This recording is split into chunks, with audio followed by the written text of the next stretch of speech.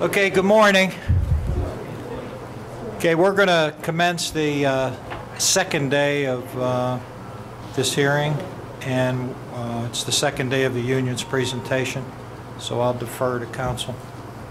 Thank you, Mr. Arbitrator. I'd like to begin. The purpose of today is for us to get into the proposals that the union has. But I think it's worth revisiting some of the important points from yesterday, because the purpose of yesterday was to give you the important background about what our men and women do. And as you'll recall, we started out with the testimony of Vice President Bloom, who was giving you essentially the day in the life of a corrections officer from start to finish. He gave you an overview of where the prisons are located, the types of prisons that we have, old style, many like Pittsburgh, and then the new style, the prototypicals that you heard about. We also addressed, as part of that presentation, staffing, which is very, very critical in corrections. And what you saw when you looked at the various exhibits as we went from institution to institution across the state is that we are over the inmate capacity in almost every circumstance. There are a few exceptions, but in almost every circumstance we're putting our men and women, particularly those that are working the pods, in a position where inmates are doubled up, and the ratio of inmates to COs in these facilities is off. I mean, there are far too many inmates versus the COs, and it really creates a scary situation. In the last 10 years, and you'll see various population statistics today as we move throughout, the number of inmates has increased by over 10,000, whereas the number of COs, while it's increased maybe a little over 1,000. And that's not accounting for, and this was an important part of yesterday's presentation, the fact that although we have the same total number of inmates all the time, we don't have the same, the total number of COs are not working every shift and every day.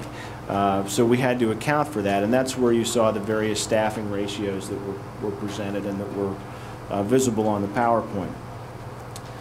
The animation and the testimony of Sergeant Delbaugh gave you an idea of how the modern SCI is laid out, where the inmates are at any given time, and where the COs are located.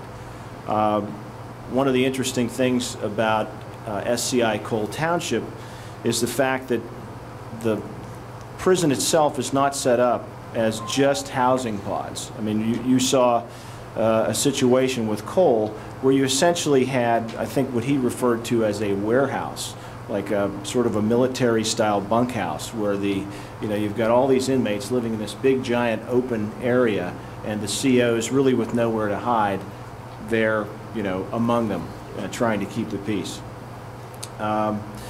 So, as part of that animation, we portrayed again the ratios, the COs, by various dots on the screen to the inmate dots. We were able to show you what happens in a fight. Delbaugh was able to testify about the number of altercations that occur, physical altercations among inmates, and of course we have physical altercations where inmates attack our staff. And that creates, because of the staffing ratios, very dangerous situations for our people. And so we felt that animation was very important for you, understanding what happens inside that prison for our folks. Dr. Spinaris gave you an idea of what the effect is of the job on our people. Arbitrations that have been done for corrections officers, whether it's been for the men and women in this room over past years, or it's been, let's say, at the county level with a county prison, always explain to you the danger of the job. And so you certainly get that. And you probably assumed the dangerous nature of the job before you showed up here yesterday.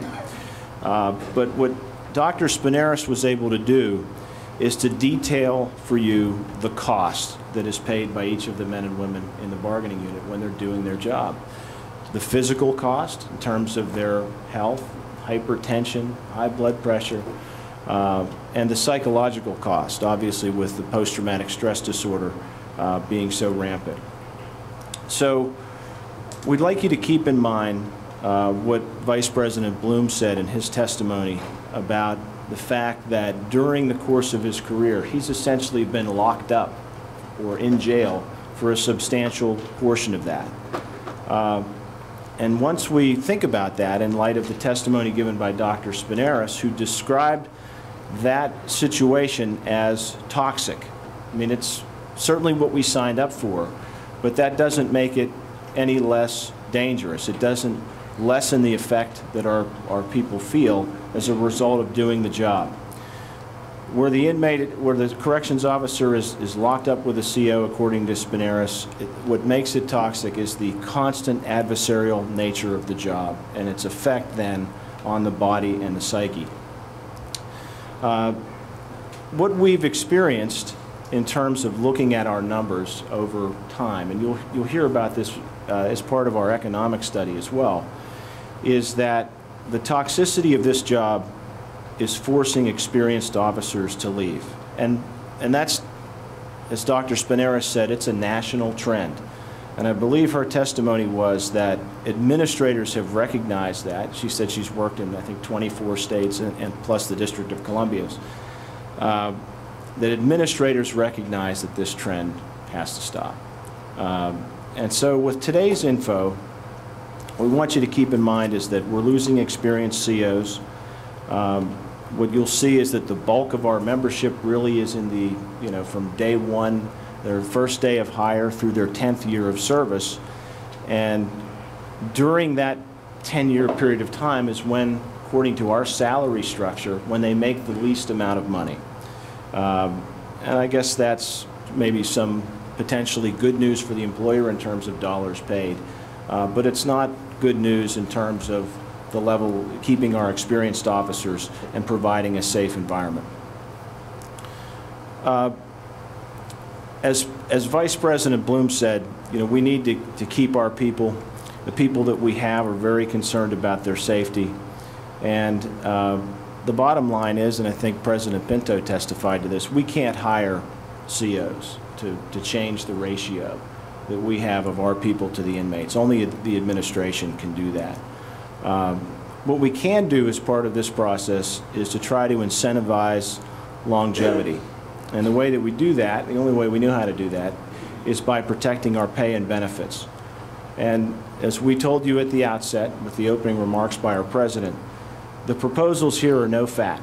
It's purely pay and benefits designed to meet the needs of our members. And the association was formed for this very purpose, to meet the unique needs of our membership, to take us away from the pattern bargaining that existed when we were part of ASME. And some of the other comparable states that you'll see, places like Ohio, I think Illinois, places that are places where those COs are locked into that pattern bargaining. They're part of a greater unit, and their needs are not being represented the way that the needs of COs are being represented in places where there's an independent union devoted to the COs trying to take care of their needs.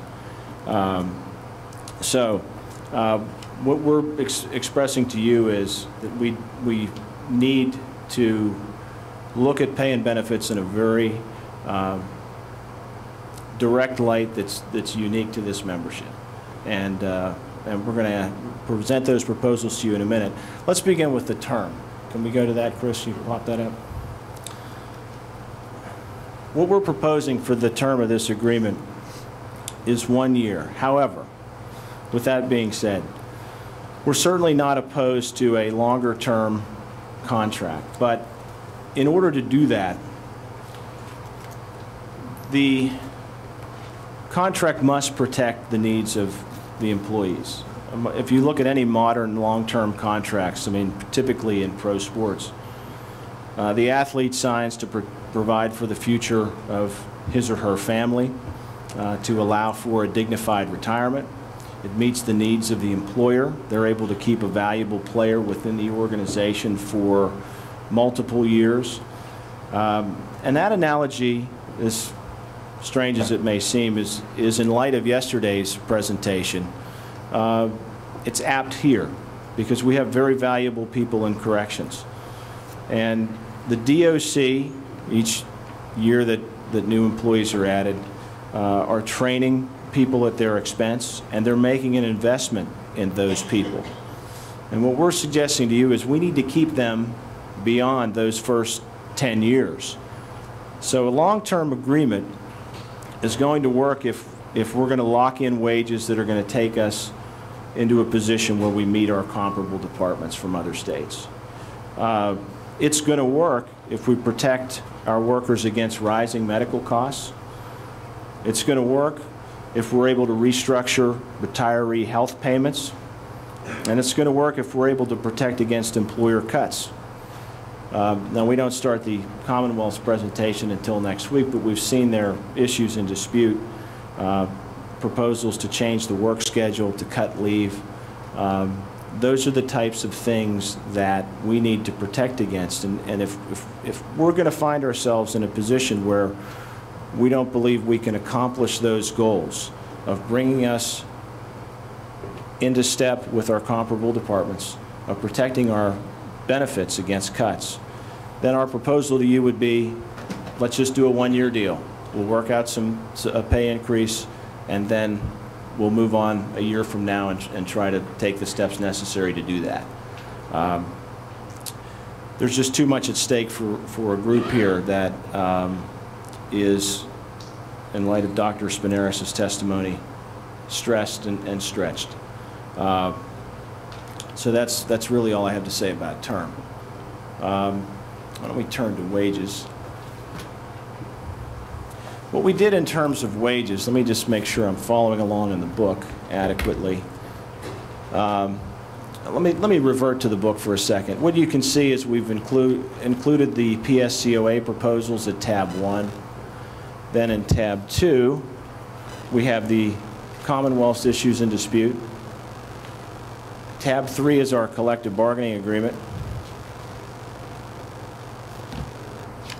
And then we get into the proposals. One term we've addressed. Tab 5 is wages. Now, what we've proposed with regard to wages is a 4% across the board increase. Now, right behind the and below that, let me deal with that for a minute. We have listed the current wage increases. This goes back to the last interest arbitration award. And the way that award was structured was that in the first year of the contract, which was July 1 of 2011 through June 30 of 2012, the pay increase was 0. From July 1 of 2012 through June 30 of 2013, the pay increase was 1%. And then from July 1 of 2013 through March 31 of 2014, the pay increase was 1%. And then an additional 2% was added April 1 of 2014, just at the beginning of this past month. So, in other words, over the course of that 3-year period, the wage increase was, I mean, it's 4% in number, but it was less than 4% when you consider the delayed 2% just for the last couple months of this contract. Now, behind the proposal page, we have selected sections from the contract. So if you went back and looked at the contract in the earlier tab, I think tab number 3, you would see this. This is the H-1 bargaining unit. So it's Appendix A, has the classification titles for the folks that are in our bargaining unit.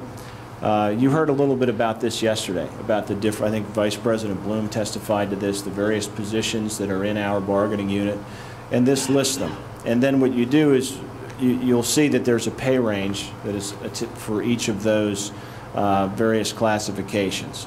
And just by way of example, we've provided the majority of our testimony about Corrections Officer 1s and then some about Corrections Officer 2s. You'll see a Corrections Officer 1 is a pay grade 35. So beyond the summary page of the bargaining unit by position, we have the pay scales. And those are listed here. It's from the contract. Looks like it's pages 165 through 170 something. But it's listed by pay scale group. So you'll see the first group's scale 29. If you want to see where a corrections officer is, you'll go to pay scale 35. And that's how that works. With regard to wages, I'd like to introduce a witness here, the Eastern Region Vice President for the PSCOA, Bob Storm. Bob, would you turn your mic on? I think I could get that part right. All right, you're good. Morning. Let's do an introduction. Where are you from? Where I live currently? No, let's go back in time. Let's go back to where you grew up, and we'll eventually make it to present day. I grew up in Philadelphia, PA, Northeast Pennsylvania, Mayfair section. All right. Are you married? I am married. Do you have any children? Yes, 2. Okay. And where did you go to high school, Bob? I went to high school at Father Judge. Okay. Good Catholic school. Go ahead. What were you going to say about Father Judge? It was a good Catholic school. Still is. One of the few left. All right. After graduating from Father Judge, where did your life take you? After graduating Father Judge, I went into the military for 6 years. And what branch of the military did you serve? The Army. Okay. Honorably discharged? Honorably discharged. And did you see any combat duty? No, I did not. Thankfully. Thankfully, yeah. Bob, when and where did you begin your career in corrections? 1993 at SCI Monoy, which is about an hour north of here, Frackville, PA, in between Frackville and Hazleton. All right. And what jobs did you work when you worked at SCI Monoy? I did everything from the outside perimeter, driving around the fence, to the inside perimeter, patrolling the inside of the institution, to block officer, to search team, spent a lot of time in the restricted housing unit. Eventually I wound up with a bid position as the hearing escort officer. And what is the hearing escort officer? Hearing escort officer is similar to a magistrate on the, well, the hearing process is similar to a magistrate out on the street. What I do is I escort the inmates to a misconduct hearing, and they have a hearing examiner, which he's kind of a neutral, and he will hear the inmates. If they have a misconduct, he basically hears their side of the story, and then he makes a decision on whether or not the inmate is guilty or not guilty, and then he will give them the appropriate sanctions. All right. Now, is the hearing process only for misconduct? Or is it for general complaints? Just misconducts. All right. And through the various positions that you worked, did you also work all of the different shifts at SCI Mono? I did. I worked 6 to 2, 8 to 4, 2 to 10, 10 to 6. I worked all the shifts. Okay. And in terms of your current career, when did you arrive with PSCOA? 2010. Okay. In my current position. All right. And what is your role in your current position as the Eastern Region Vice President? My role as the Vice President, basically right now we have contract negotiations, so part of my role is helping out here with the negotiations, with the labor relations between the eastern jails, constant contact with the business agents, the presidents, vice presidents of the local jails.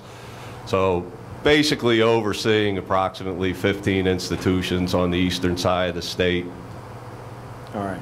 Grievances. Now, Bob, you were here for yesterday's presentation. Yes. During the course of her testimony, Dr. Spinaris discussed the issue of retention, and I think she made her conclusion that there's a definite need to retain experienced officers. Did you agree with that? I would agree with that. And what does a just to take the converse, what does a lack of experienced COs mean to you when you're working the block? Well, as you've seen in some of the testimony yesterday, that every day in prison is different. It's never the same every day. So different things happen every day, every hour in the institution. So to have an experienced officer next to you is huge, because you know exactly what that officer is going to do in that situation.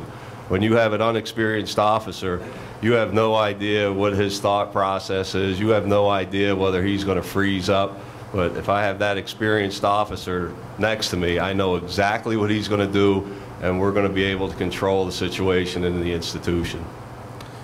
What are some of the experiences that you've had in your time in corrections that fall within the category of unique versus what people on the outside experience? What's been unique about the job? When's this arbitration end? Tomorrow? Tomorrow. Let's just hit the highlights. It's a unique job, and sometimes I hate to use that word, but in my experience working in the facility, there's always that what if. And as far as unique, when you're out and you're going to work every day and you're in the factory, you don't have to worry about an inmate spitting on you or throwing urine on you or throwing feces on you. You know, these guys and girls every day go into these institutions and they have no idea whether something, you know, as demeaning as that is going to happen in that institution. You know, if you go in the factory, you're not worried about your coworker throwing urine on you. I mean, it could happen, but, you know, we deal with it every day. Well, let's just take some of those examples. Have you had anyone spit on you? Yes, I have. All right. And give us an idea of when that was, and at what point in your career you detailed having worked at a number of different positions at SCI Monoy, and you know, was there any position that you were working where that happened that you didn't expect it to happen? You never expect it to happen. The position that I worked, I was more on guard because I dealt with pretty much the worst of the worst inside the prison. So you're dealing with the inmates that are constantly in trouble, that are receiving these misconducts, or, you know, it would be a ticket on the street. One point in time, we were escorting an inmate from the RHU, and he was coming from his cell. He had a misconduct. We had the hearing. The hearing examiner sanctioned him another 90 days DC time, which was another 90 days disciplinary custody. Well, as you can imagine, the inmate was a little irate. So as he was yelling at the hearing examiner, he was sitting in the chair, we wanted to grab him.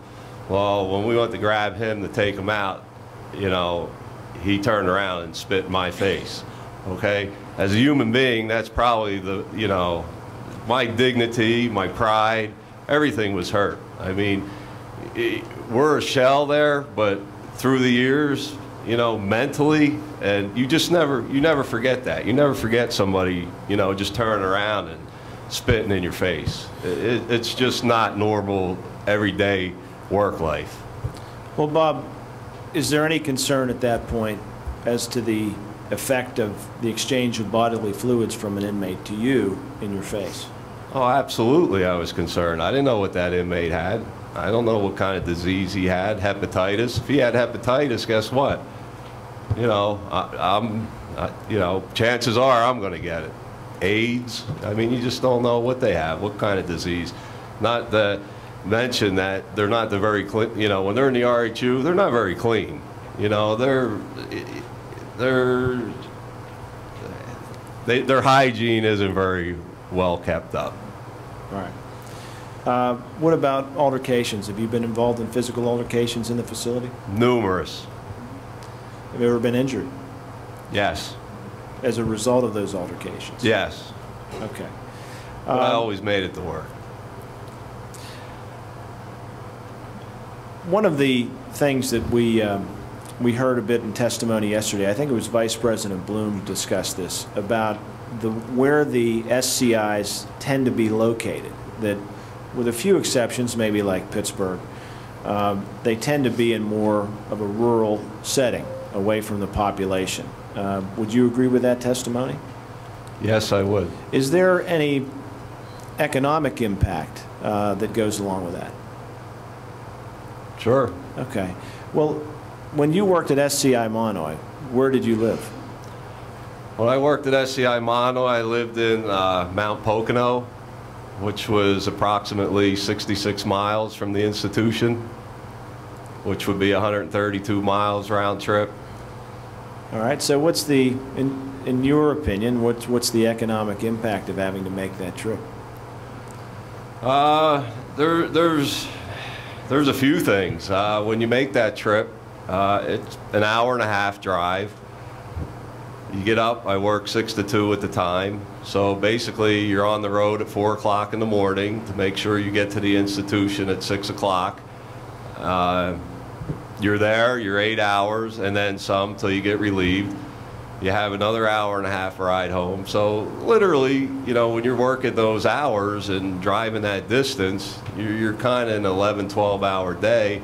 Not to mention, you know, I did some rough figures that if you were getting 20 miles to the gallon in gas is, you know, $500 a month, which, you know, it's pretty costly. And I was just talking to one of my coworkers there this morning, and he had mentioned to me that when he started at Gradeford, he was driving 145 miles one way to go to Gradeford. And, you know, I kind of looked at my 66-mile one way and thought, wow. Well, isn't the response simply just change where you live? At the time, that was kind of hard because I had just built a home, and, you know, there was no equity in my home. So I couldn't just change where I lived. And the job I had prior to that, I actually made more money than I did with the Department of Corrections. I was a machinist for 13 years. And I thought, well, you know, I'm going to take this move because the future, you know, is bright. The wages were good, the benefits are good, the retirement is good. Over the past few years, now we have seen that starting their road. All right. What is your take on what happened in the last contract? My take is it could have been a whole lot better. With the GPI, the general? With the GPI, absolutely. Well, let's transition from that into something that you once told me about, just sticking with being in the jail. You once told me that during the course of your shift, if you're working on the housing pod, that you're both counselor and psychologist. What did you mean by that? Well, everybody that works in the prison, basically during the week, Monday through Friday, you have the security staff, which is the officers, and I guess we'll call them the lay people. We have counselors, psychologists, teachers, everybody and their brother. 9 is there from, say, 8 to 4:30. Well, after 4:30, our job, we're there 24/7. So after 4:30, there's nobody else left. It's the officer. So between the hours of like 8 to 4, if an inmate comes up to me and says, hey, you know, I have a problem, I have a death in the family, or, you know, I don't feel well, or, you know, I'm going to commit suicide, I don't have a phone to pick up and call over to a psychologist and say, hey, look, you know, you got to come over here and see inmate Smith, or I got to, you know, send him over. We as corrections officers have to take that upon ourselves to try to, you know, help that inmate along and, you know, be his counselor, be his psychologist. And, you know, that's part of the many jobs that, you know, that's tasked upon us. You know, we just don't go in there and, you know, say, okay, stand over there, you're going to provide security for the day. It just doesn't end there. Bob, in your role with the PSCOA and the institutions that you oversee, the men and women that you interact with, what has been the feeling that you know, we certainly heard the results of the survey and questions, or I shouldn't say questions, but concerns over member safety. What have you heard from your folks in regard to the steady rise in the inmates as opposed to the number of COs that have been added? They're worried. I mean, you know, every conversation I have with a business agent or a president or vice president or a local member, the first thing I hear is they're cutting a post. They're not filling this post. You know, what are you going to do? You know, and as a union, you know, our hands are kind of, it's very limited of what we can do. But they're very concerned about the safety of these institutions and how they're staffed. You recall the animation from yesterday? Yes. For SCI Cole Township.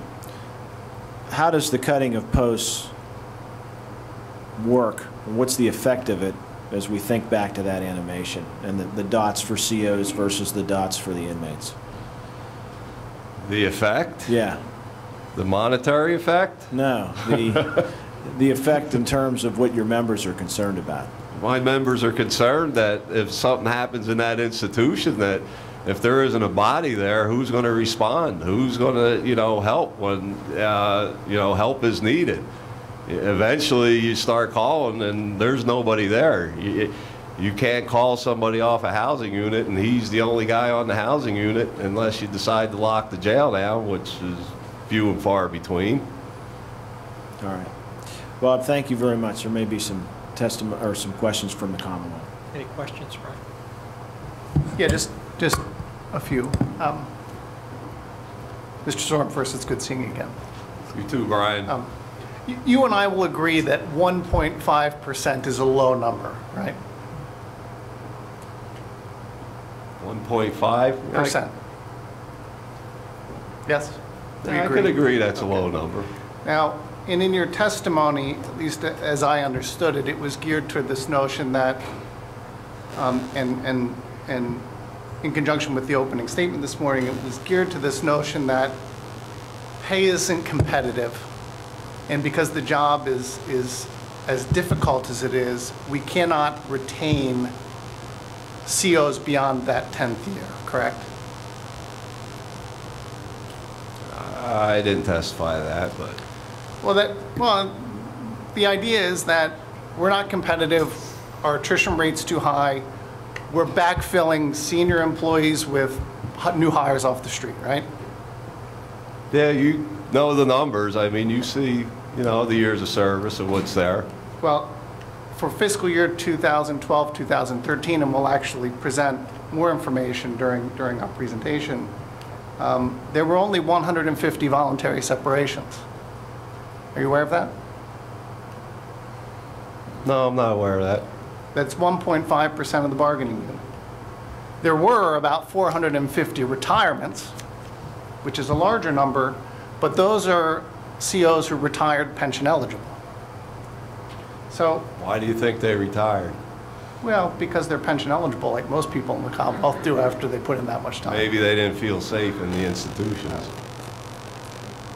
But you will agree with me that this idea of incentivizing someone in their 10th year isn't going to incentivize that pensioner to stay another 2, correct? I can't agree with that. I mean, you know, we're doing a dangerous job. You even said it yesterday. I mean, it is. Here's the time to, you know, compensate the people that are working. Is there any reason to believe that the Commonwealth's numbers are wrong, that there were more than 150 voluntary separations in 2012, 2013? Well, I think your numbers are screwed because I think you need to add the retirement in there. Okay. No further questions. Thank you. Anything further, Rick? No. Anybody on the panel? Thank you. You're welcome. Let's move to the the next proposal is shift differential. Now, it's important to recognize, and let's just say this at the outset, that shift work affects the family dynamic and it affects it in a negative way. For those that have children, the kids are at school during our workday, it's the opportunity to get home and interact with them in the evening. The studies show that the body just simply functions better with day shift work. And shift differential is something that is recognized, and it's an accepted part of compensation for shift workers just across the board. If you examine the Fair Labor Standards Act, you'll see that it accounts for it in determining the regular rate of pay when you're figuring out overtime. Federal guidelines for the Office of Personnel Management account for it. What you're seeing on the screen here, I think we're in tab 6 for our shift differential. The current shift differential for shifts in the 8 p.m. to 6 a.m. range is 90 cents. For 12 p.m. to 8 p.m. shift, it's $1. And our proposal is to increase that 90 cents to $1.30 and to increase the dollar to $1.45. Now, in the materials, one of the things that you'll see is we took a look at what the federal government looks at in determining shift differential for its employees. And again, there can be exceptions, but this information is taken directly from a document that we obtained. It's called Fact Sheet Night Differential for Federal Wage System Employees, and it is currently updated. And according to the Office of Personnel Management, what the amount that is paid for these federal employees from the 3 p.m. to 12 a.m. shift category, and this is for the majority of hours falling within 3 p.m. to midnight, or you can see the second one there is 11 p.m. to 8 a.m. It's all determined on a percentage basis. So for the first category, it's 7.5%, and in the second category, it is a 10% differential. Now, what we wanted to do was to be able to show you, rather than just give you what the current shift differential is and what the demand is, was to show you historically when it was created and how it developed over time as to where we are now. So actually, I think at this point, maybe what we can do, John, you're familiar with this slide? Yes. Okay. Let's introduce John Chernavage at this point. John, if you would just introduce yourself and give us some background, where you're from and where your career with DOC began. I grew up in Wilkes-Barre, PA. I went to college there, and I started at Gradeford in 1997. And I lived in Montgomery County until 2010, till I got the job up here. Okay. And what is your current position with PSCOA? Secretary Treasurer.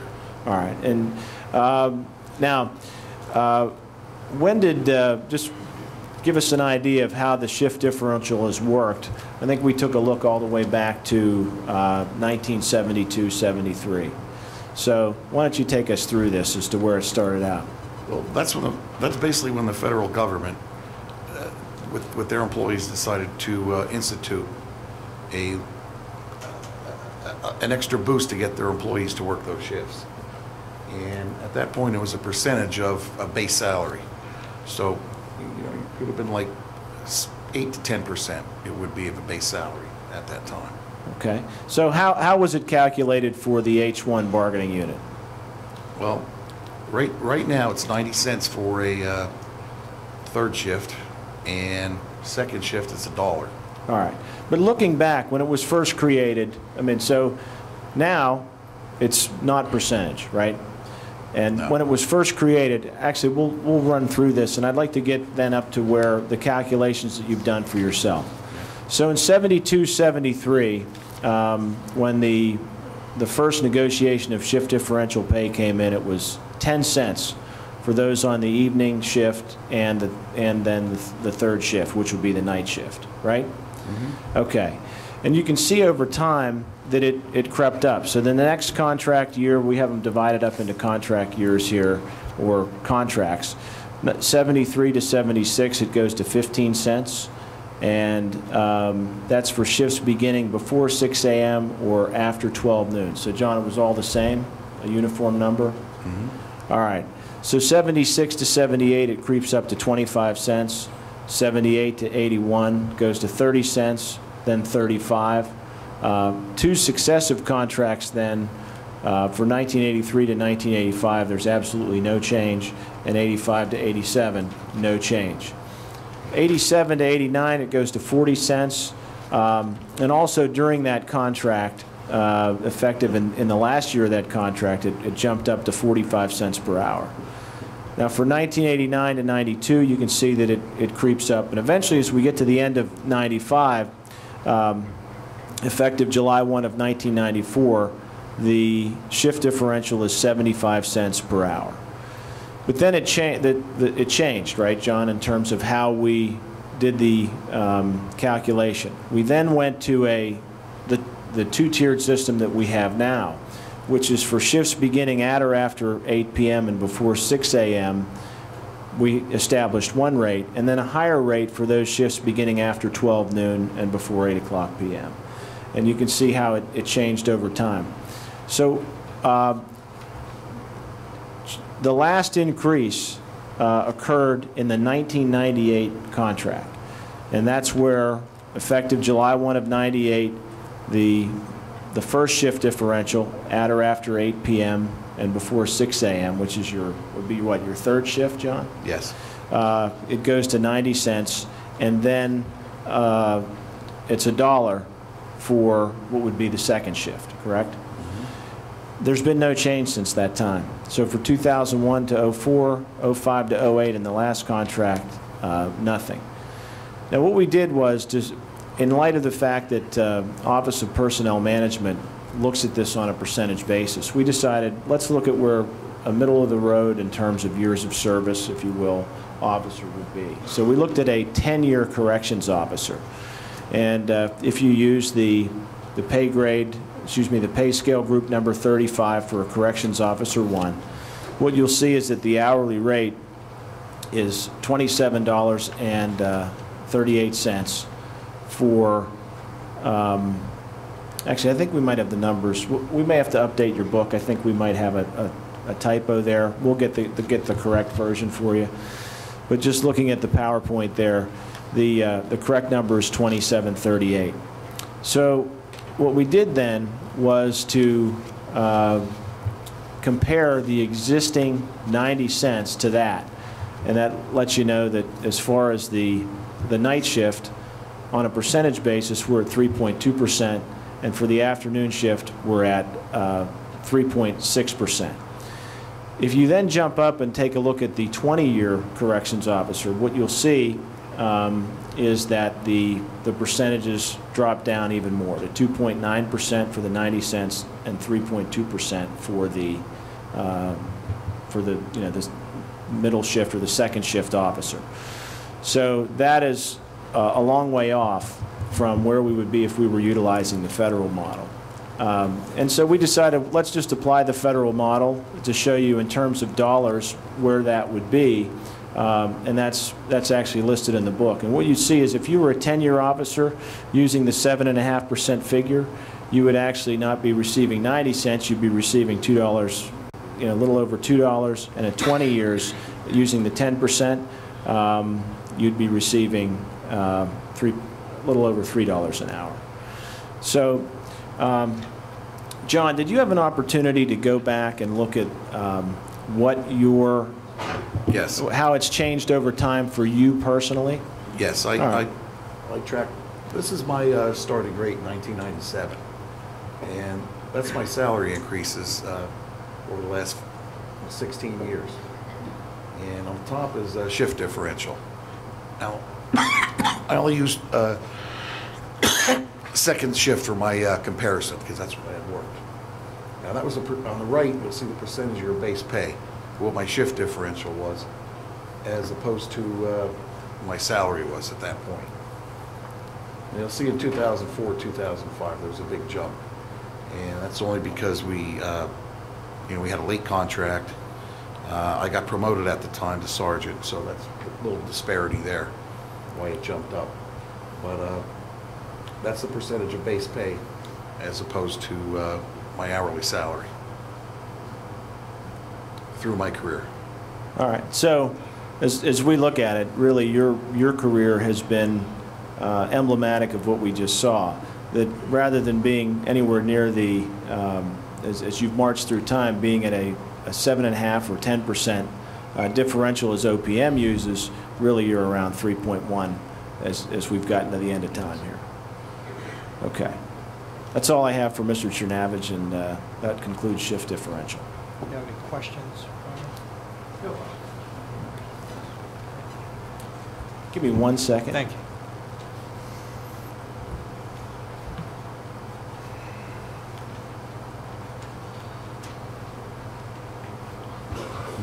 Just a little bit of housekeeping. We have, I think on that last page, we've got a just a typo that we're going to correct, and then we have John's chart, and we'll get that to the panel and to opposing counsel either end of the day today or first thing tomorrow. That's all right. The next proposal is for first class and master class pay.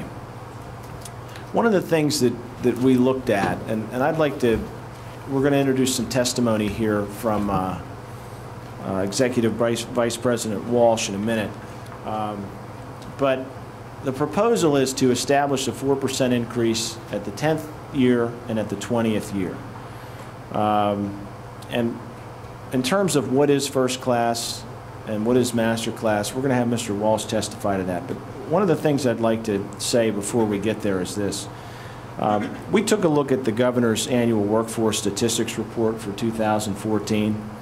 Now that sets forth details on the average length of service for state employees by agency. And we looked at that to determine when our employees are leaving. And is there, can we say, you know, how we stack up against other state agencies, for example. Now the report in and of itself examined 32 state agencies and looked at the number of employees leaving within the first 5 years. The report breaks those first 5 years into 3 categories, and then it provides a total. So it's, the 3 categories are 0 to 1, 1 to 3, 3 to 5, and then gives you the total. And in terms of those 32 state agencies, for the ones that have the most leaving, we rank second out of those 32.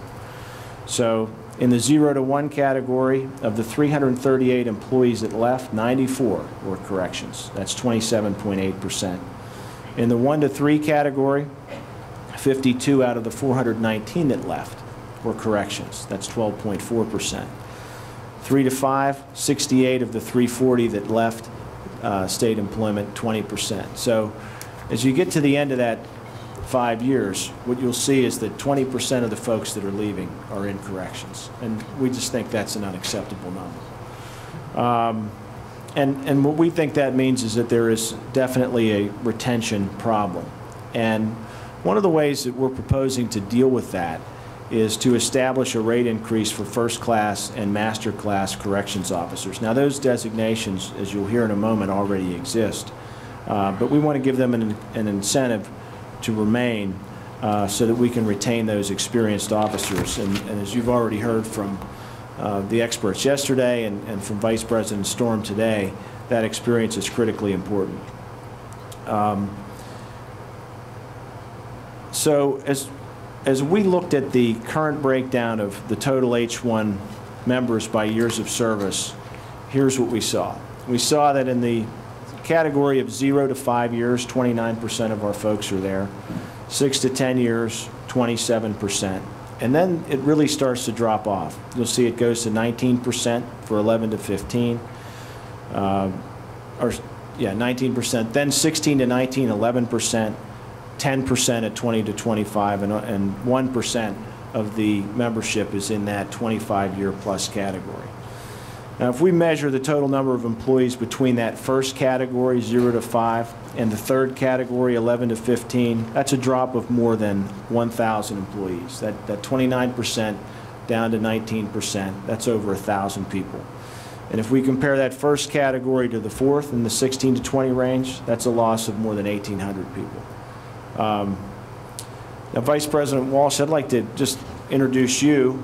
When did you begin your career in state corrections? First of all, good morning. Good morning. Sorry. I dispensed with the pleasantries. I began my corrections career in 1994, spring of 94. So All right. I've got 20 years now. And where did you work?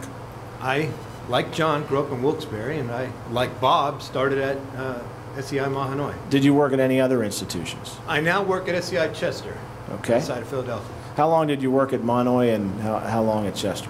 Well, roughly 4 years at Mahanoy, where I started, and once we figured out that Chester wasn't going to be a private prison, it seemed safe enough to migrate down there, and I guess that was 98. So since 98, I've been at Chester.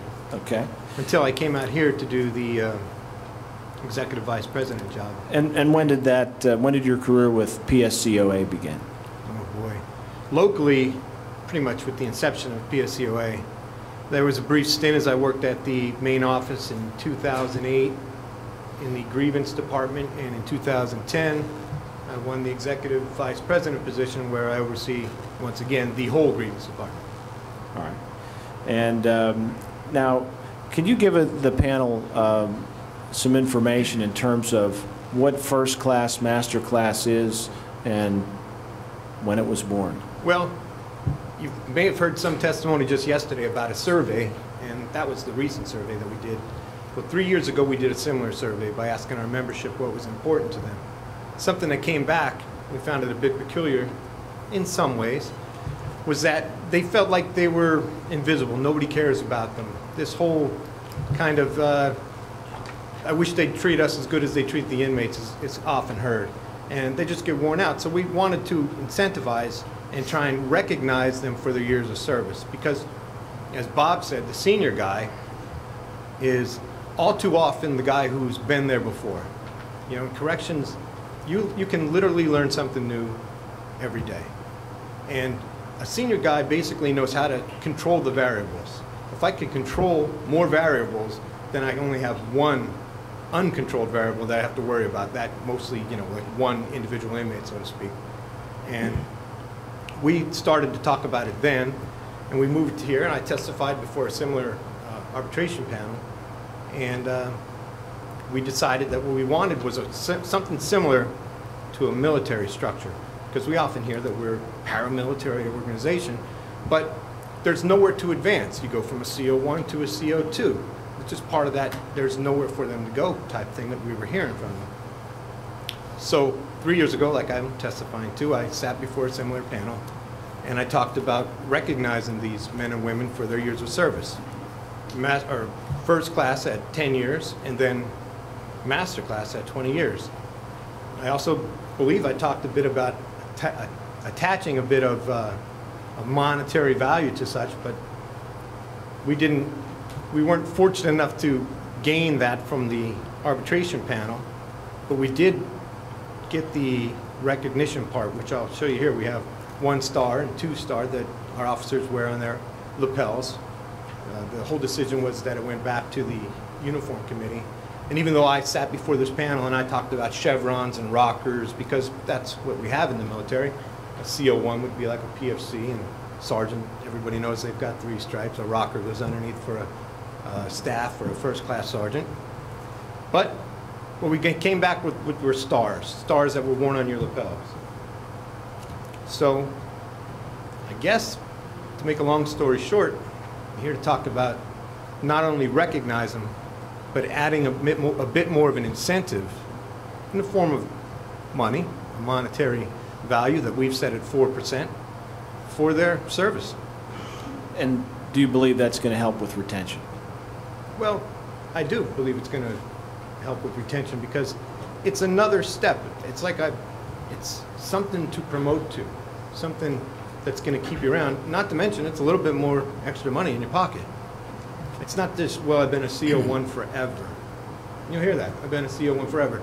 And they're marking time. They're waiting, counting down. I have 1,445 days to go. So they could reach 20 years and be 50 and get out of the door. There's no reason for them to stay. I'm sick of shoveling crap every day. And so I believe that if you gave them something to work towards, some kind of reward, some light at the end of the tunnel, that maybe when they get there, they wouldn't be just so quick to just cash in their chips and say, there's got to be something better. It really gets under my skin when I hear oh, I'd rather hand out stickers at Walmart. Are you kidding me? But that sometimes is what they leave. They leave just to leave, get out. So we believe this is something that would keep them around. Is there any anything that you can point to, maybe it's just a feeling, as to how inmates react to folks with years of service or some additional position of rank or status? I don't think there's any doubt that, in fact, if I really want to play this whole game forward, I can probably walk into any institution. They don't know me from a can of beans. I would instantly be Nick the new guy, if you know what I'm saying.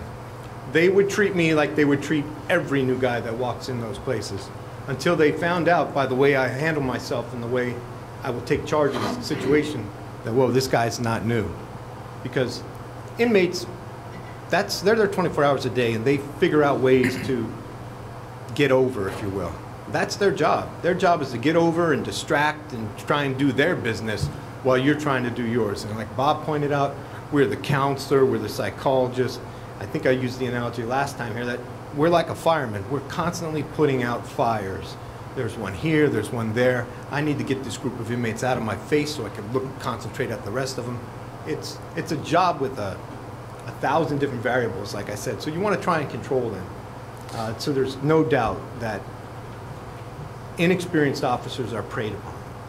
And the designations that, I mean, how long have you been able to wear those? Has that been relatively new? This is something relatively new. This has really just come out within the last few months. Okay. And I've seen it in practice, so I do know they are wearing them. So although part of the award, the wearing of the insignias is new? Yes, very new. And your hope is that they will signify to the inmates that here's someone of experience? And yeah, someone of experience. Now, it's not just because they want to prey on the new guy. There's also another level of this guy's expertise. And a lot of times, I found out in my career is that they want an answer. It may not be the answer that they want or expect, but if you're straightforward with them, tell them the truth, and this is how it's going to be, they've learned to accept it. And a lot of times with advice, with debts, things like that, if you're quoting policy and procedure correctly, it's golden. Tim, thank you very much. Any questions, Brent? Yes, and maybe this might actually be a better question for you. Just a clarification on the table. In your separation report from 2014, you have 94 with less than a year, 52 from 1 to 3, 68 from 3 to 5. Right. Are those all separations? Those are separations according to the governor's annual workforce statistics report. So it includes involuntary separations, so terminations? Most likely. Okay. That's it. Any questions? Thank you. We're going to transition into another witness now, actually a couple of them. Do you want to take 5 minutes? That'll be fine. Let's take 5 or 10. Okay, we want to get on to the next issue. We're ready. This really is part of the overall economics that we've been dealing with, which is the wages, the shift differential, first class, master class. We're now going to present the testimony of Dr. James Markham, so I'd like to introduce him and get some background. Jim, would you please state your name for the record? Certainly. My name is James Markham. I am a senior economist at the Center for Forensic Economic Studies in Philadelphia. Jim, what is the Center for Forensic Economic Studies? We are an economic consulting firm that consults primarily on damages in civil litigation, so we are hired typically by lawyers and law firms to assess damages in cases in which people have experienced permanent injury or death or employment discrimination, cases in which the damages extend well into the future require some input from expert economists, and that's our role. You're determining lost earnings, all of that over the course of a lifetime. Correct. Let's take a step back and get an idea of what your educational background is. And just for the panel's reference and for the Commonwealth's Council, we do have a copy of Dr. Markham's CV. It's after his report. It's all at tab 8 in the binder. So, Dr. Markham, what is your educational background? Sure. My relevant education begins with my bachelor's degree, which is in economics from Brandeis University, and that was in 1976. I went directly from undergraduate into Villanova University School of Law and graduated from there in 1979. Then, while I was working in subsequent years, I did a joint MBA and MS in Finance at Temple University, completed that in 1985. And then, many years later, I pursued what had been actually a dream of mine as an undergrad, which was to get a PhD in economics. And I began that as a full-time graduate student in 2004 at the University of Delaware, completed my studies in the fall of 2008, and formally graduated with a PhD in economics from the University of Delaware in January 2009. My field concentration was in finance, and subsequent to that began affiliating with the Center for Forensic Economic Studies. Now, when you were explaining your background, you mentioned while you were working, you went back to get, I think it was your degree in your initial degree in economics, your master's degree, right? Correct. So, where did you work before you came to the center? I was in private legal practice for about 3 years right out of law school, then was inside the insurance industry, primarily a home insurance company at the time. Most of my career, though, was spent at an organization called the American Institute for CPCU, which is an organization in the Philadelphia area that has a national and even an international reputation, developing professional education for people in the property, casualty, and risk management fields. I went there initially responsible for the claims education, but when I left 15 years later, I was responsible for all of the curriculum at the organization. All right. And you mentioned that in your current position with the center that you're often called upon to testify. Yes, most of the work is actually spent in the office preparing reports. There are probably anywhere from 150 to 200 reports produced per year, of which I directly author about 1/5 of those and very carefully review all of the remainder. I testify perhaps once a month or so. Most cases, as you would guess, settle. All right. And the cases where you've testified, has that been state court or federal court? It has been both. State court in New Hampshire, Massachusetts, New York, New Jersey, Pennsylvania, Delaware, and Maryland, and District of Columbia. Federal court in Pennsylvania and the District of Columbia. All right. And do you ever provide testimony by way of deposition? Of course. Depositions are not part of the rules in Pennsylvania state courts, but in federal cases or in cases in other states, yes, I get deposed regularly. Now, is your testimony all plaintiff side, all defense side, or a mixture of both? It is indeed a mixture, and I'm not quite sure what the mix is. Perhaps the reports are slightly a majority of defense work. Testimonies may be slight majority or majority plaintiffs having the burden of proof. So I'm not quite sure the breakdown, but certainly it's working both sides of the case. All right. And have you ever testified in an interest arbitration before? I have not. This is a fresh experience for me. All right. In terms of, given his educational background and his experience, we offer the doctor as an expert in the field of economics. Doctor, how did you come to be engaged by the PSCOA in performing an economic study? Your office contacted our office. All right. And what were you asked to do? We were asked to assess the economic impact on the PSCOA members of the last arbitration and the last 10 years worth of arbitrations. All right. And what did you do in terms of collecting data and determining things like comparables? Certainly, we have the data for what the PSCOA members have been paid their pay scales, in other words, over the past, at least going back to 2003. We had similar data for the comparable states that I cite in my report. We have the collective bargaining agreement. We have the record from the last arbitration as well to look at. That's all I'm remembering at the moment. All right.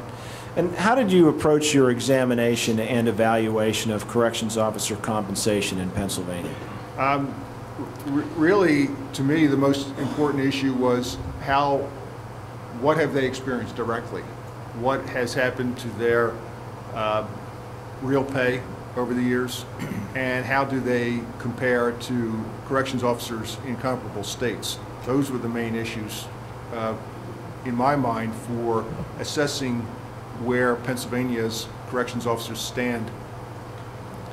Well, what about other means of comparison, such as looking at things like household income or, and other categories such as that?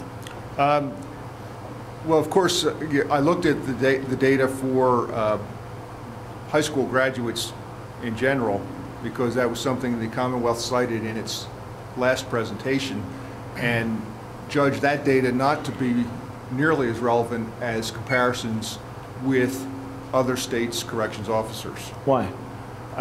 Because high school graduates in general do anything and everything from dog walking to being CEOs. So it's not a credential that particularly distinguishes a person. Approximately 87% of the U.S. population has graduated from high school. So that's not really what's being paid for when you look at what is a position worth.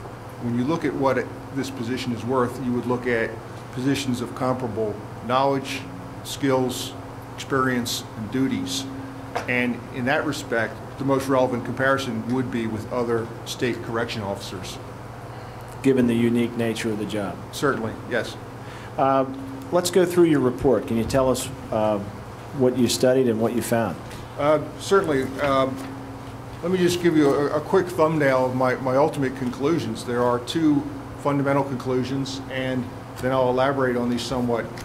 My first is that in terms of their real income, the PSCOA members have gone backwards over the last 10 years, and in particular since the last arbitration. My second conclusion is that relative to relevant comparisons in other states, PSCOA correction officers make less, and they never really catch up. So that's ultimately where I'm going with this. Chris, why don't you? This data, I think you've already seen, judging from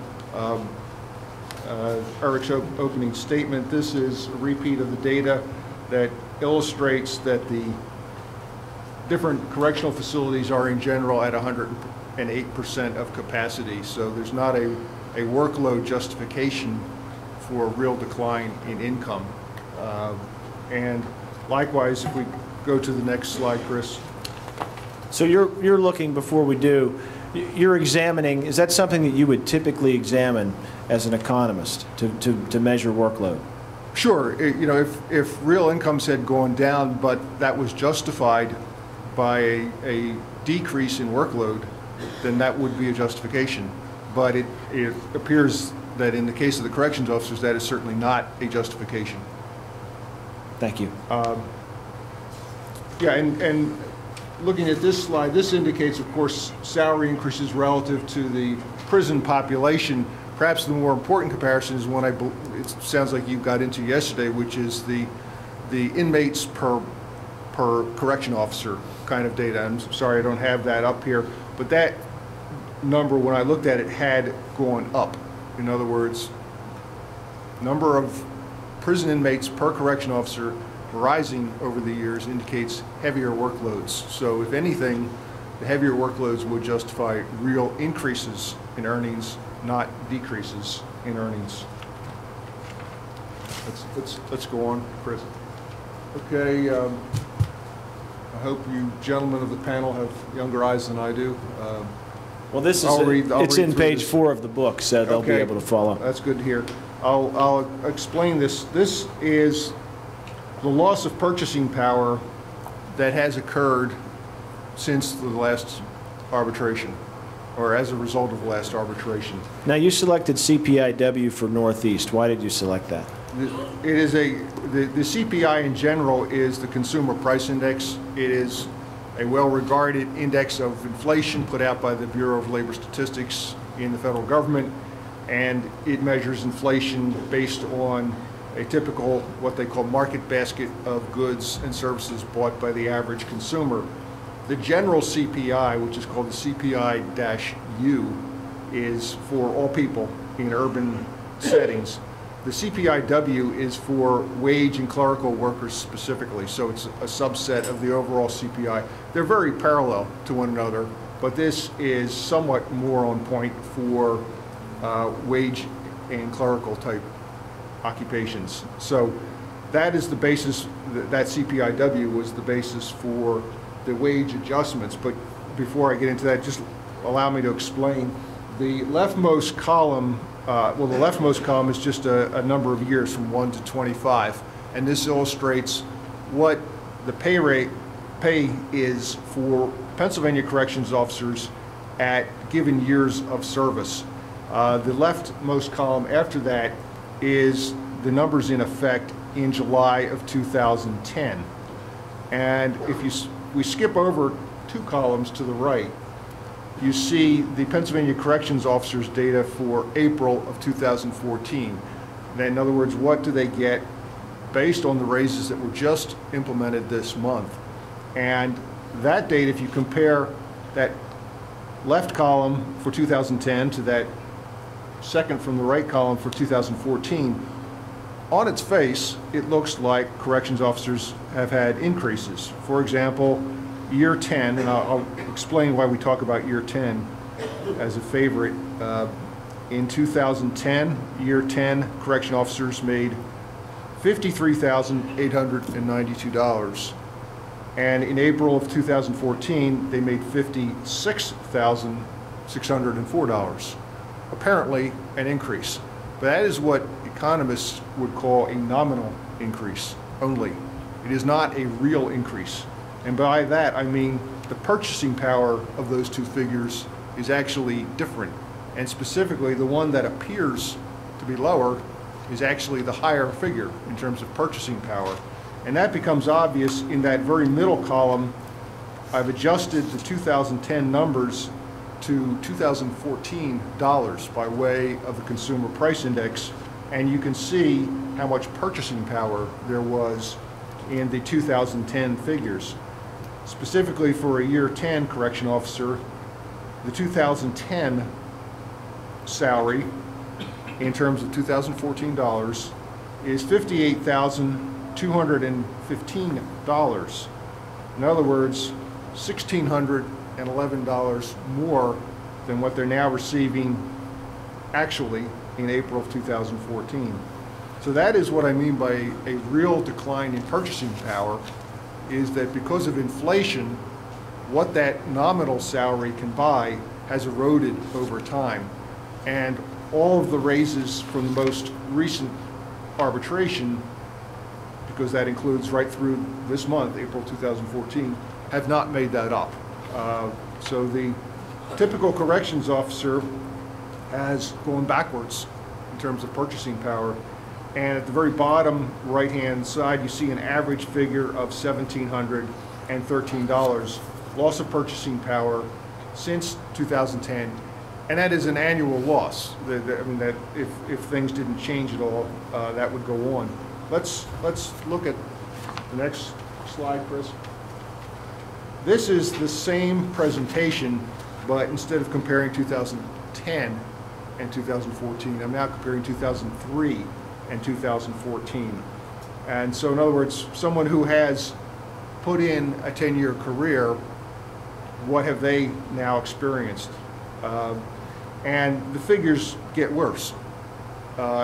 What happens if you look at, again, our 10th year person, in July 2003, they were making nominally $44,273. And nominally, in 2014. I already quoted this figure. They're making $56,604. But that 44,000 figure is actually, in terms of purchasing power, a higher figure.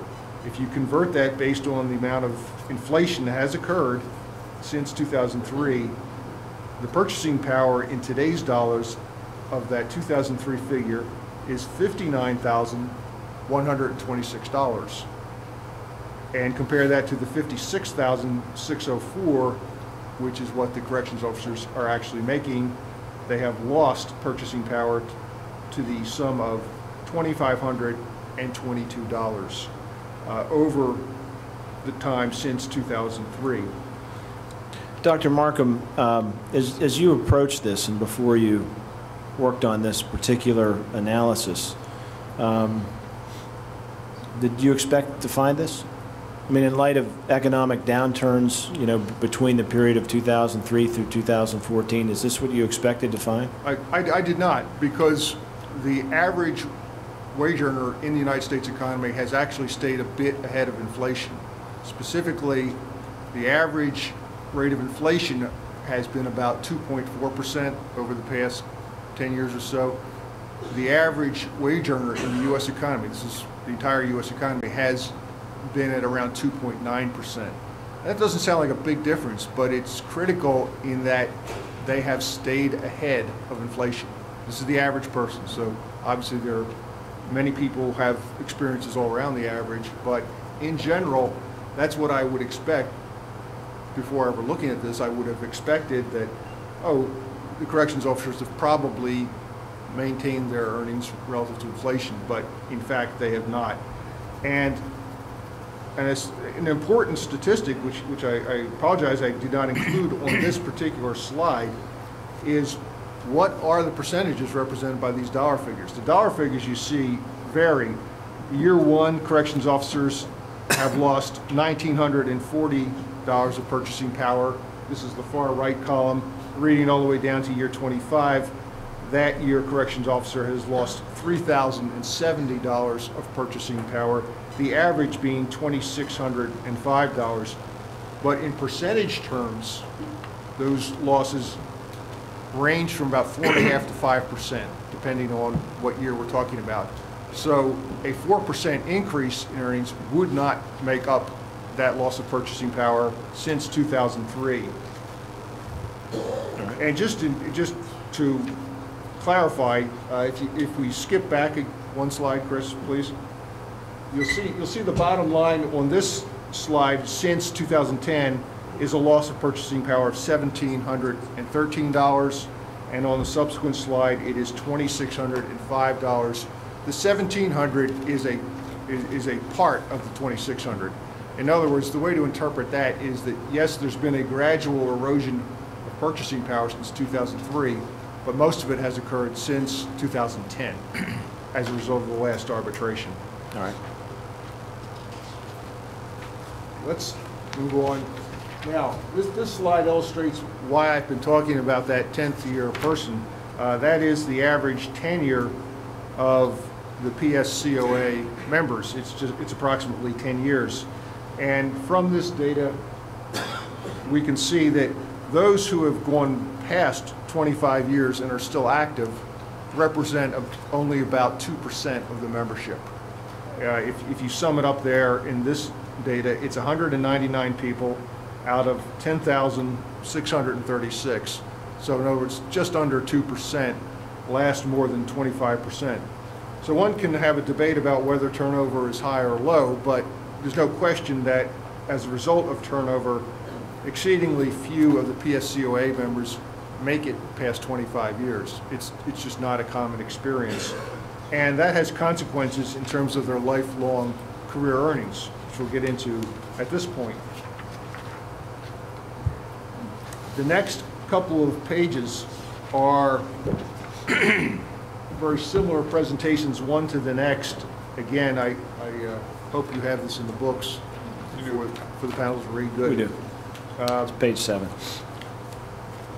This presentation that is captioned Corrections Officers in Pennsylvania to Comparable States circa 2010, 2011. What I'm comparing is the median earnings of corrections officers at the various years in their career, 1 through 25, compared to Pennsylvania corrections officers in years 1 through 25. And the median is formed from the data for the following states: Illinois, Ohio, New Jersey, Massachusetts, New York, and Michigan. All right, and Dr. Markham, were these the same states that were used in the last arbitration? Yes, that's my understanding, and that's why I use them, so that you have a parallel comparison here. And here we see the general pattern that has been true for years in Pennsylvania, and that is Pennsylvania corrections officers are well below the median in the early years of their career and start to seemingly catch up. Now, on this page, you will see that the catch-up does not occur until year 22. But I would emphasize that in no way have they caught up at that point in year 22, except for that year. There is a cumulative deficit in earnings that just builds and builds and builds and builds year after year. And what we see from this presentation is that as of year 22, they're no longer digging the deep hole. They've stopped digging themselves in deeper, but they are not out of that hole in terms of the deficit of earnings. And because so few go past year 25, they never do get out of that hole. And let's move on to the next pages. The next one is the same presentation as of last year, and then the following page brings things right up to date and includes the difference numbers as well too. So this exhibit differs from the previous one in that I'm comparing the median of those 6 states I mentioned to Pennsylvania's earnings figures as of the April 2014 raise included. And we see what the deficit is in Pennsylvania in the far right column. It's negative numbers all the way down to year 20, thanks to the April 2014 raise that catch up in year 20 instead of year 22. But again, please remind yourself, this isn't really a catch-up. They have not caught up except for that given year. The cumulative deficit through year 10 is shown at the bottom right on this slide. It's $99,478. So that's the cumulative loss of earnings that the average Pennsylvania corrections officer has versus the median of the relevant comparison states. And by year 25, that deficit hasn't gone away. It's actually 105,000. And as we noted from the tenure data, very few Pennsylvania corrections officers have careers that go beyond 25 years. So long story made short, they do not really catch up. They stay in a deficit situation. And back to your, just to remind the panel and everybody here of your initial conclusions. My initial conclusion, as I said, is that in real terms, Pennsylvania corrections officers have lost earnings since 2003, mostly because of the last arbitration. As a result of that, most of that shortfall versus what real earnings should have been is since the last arbitration. So there's been a loss of real earnings power. And the second major conclusion is that relative to comparison states, Pennsylvania corrections officers make less year by year, and they never really make up that cumulative deficit. Thank you, Dr. Markham. Maybe some questions on things. Can I ask a couple questions before Brian goes? I want to go back to your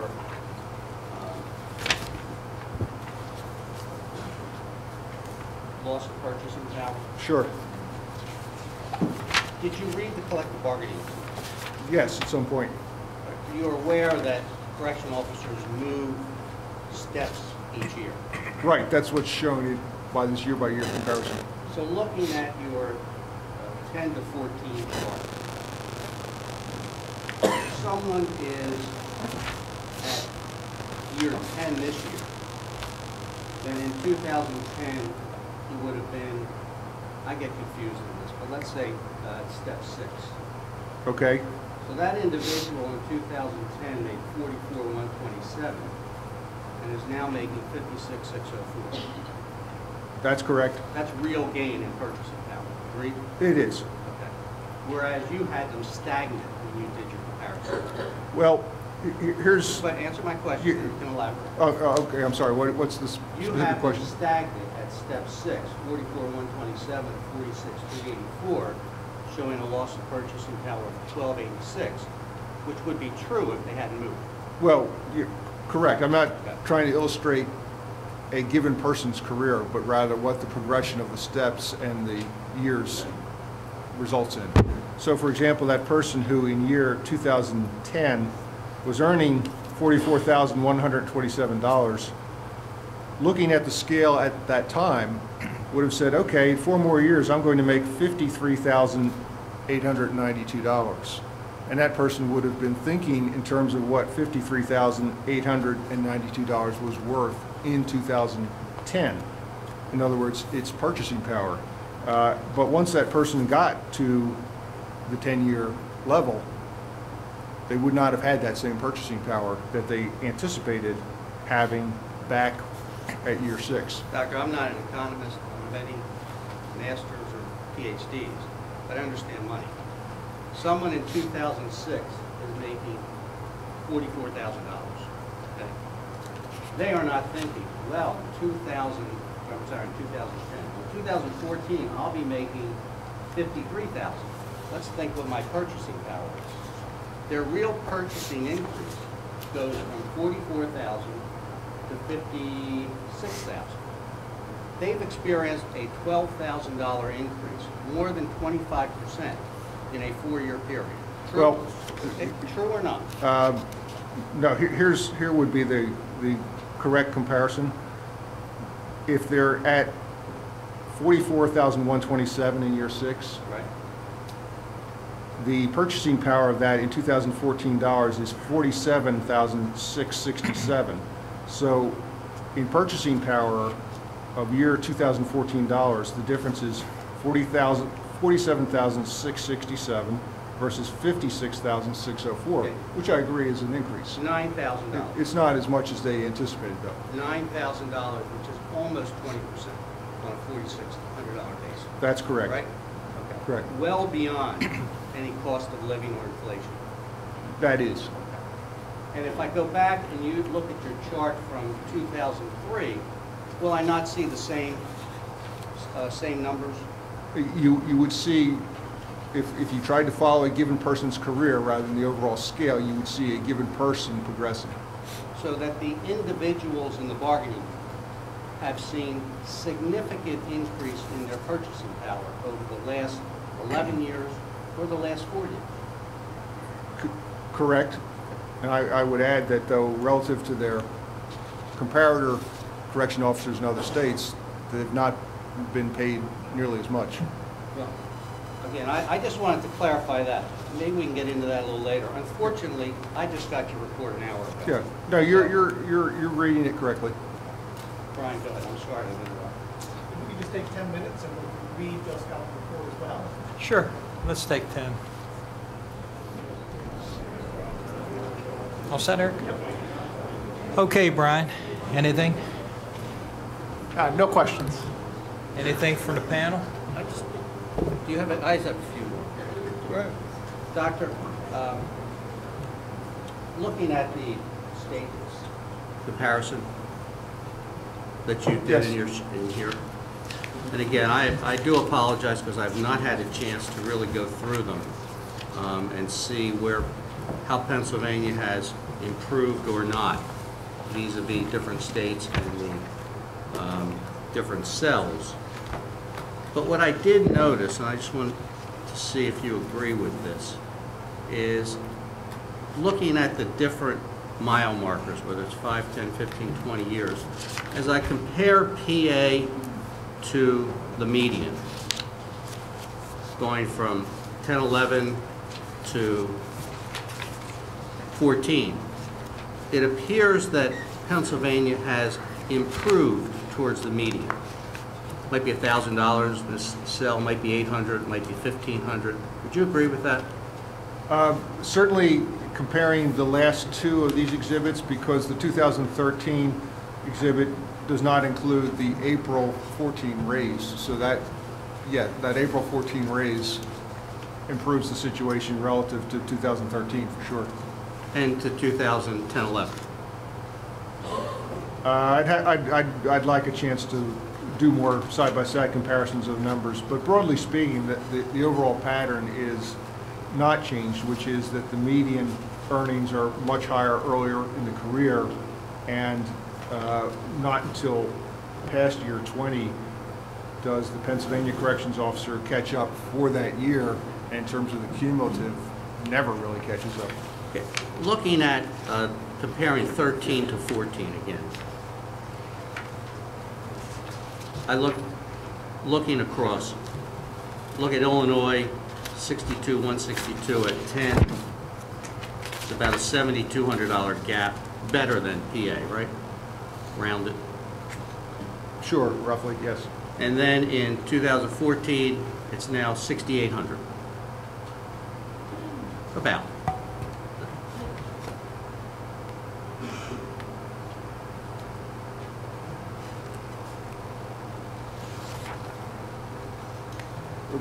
Correct, that's right. I'm going to skip Ohio because, I mean, they seem to be an outlier in terms of what they pay. New Jersey, outlier the other way, well above everybody else. Looking at Massachusetts, again, that 10th year, looks like Massachusetts was ahead of Pennsylvania by a little under 10,000, about 9,500. That's about right. And then as you get into 14, it's closer to about a little under 8,000. That's about right. And New York went from 2,500 to about 2,000.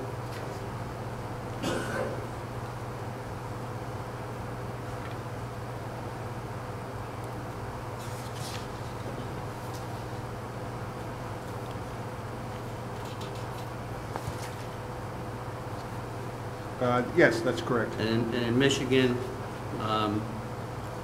looks like about 3,500 or thereabout. That stayed pretty constant in terms of Pennsylvania being ahead of Michigan. But I think if you compare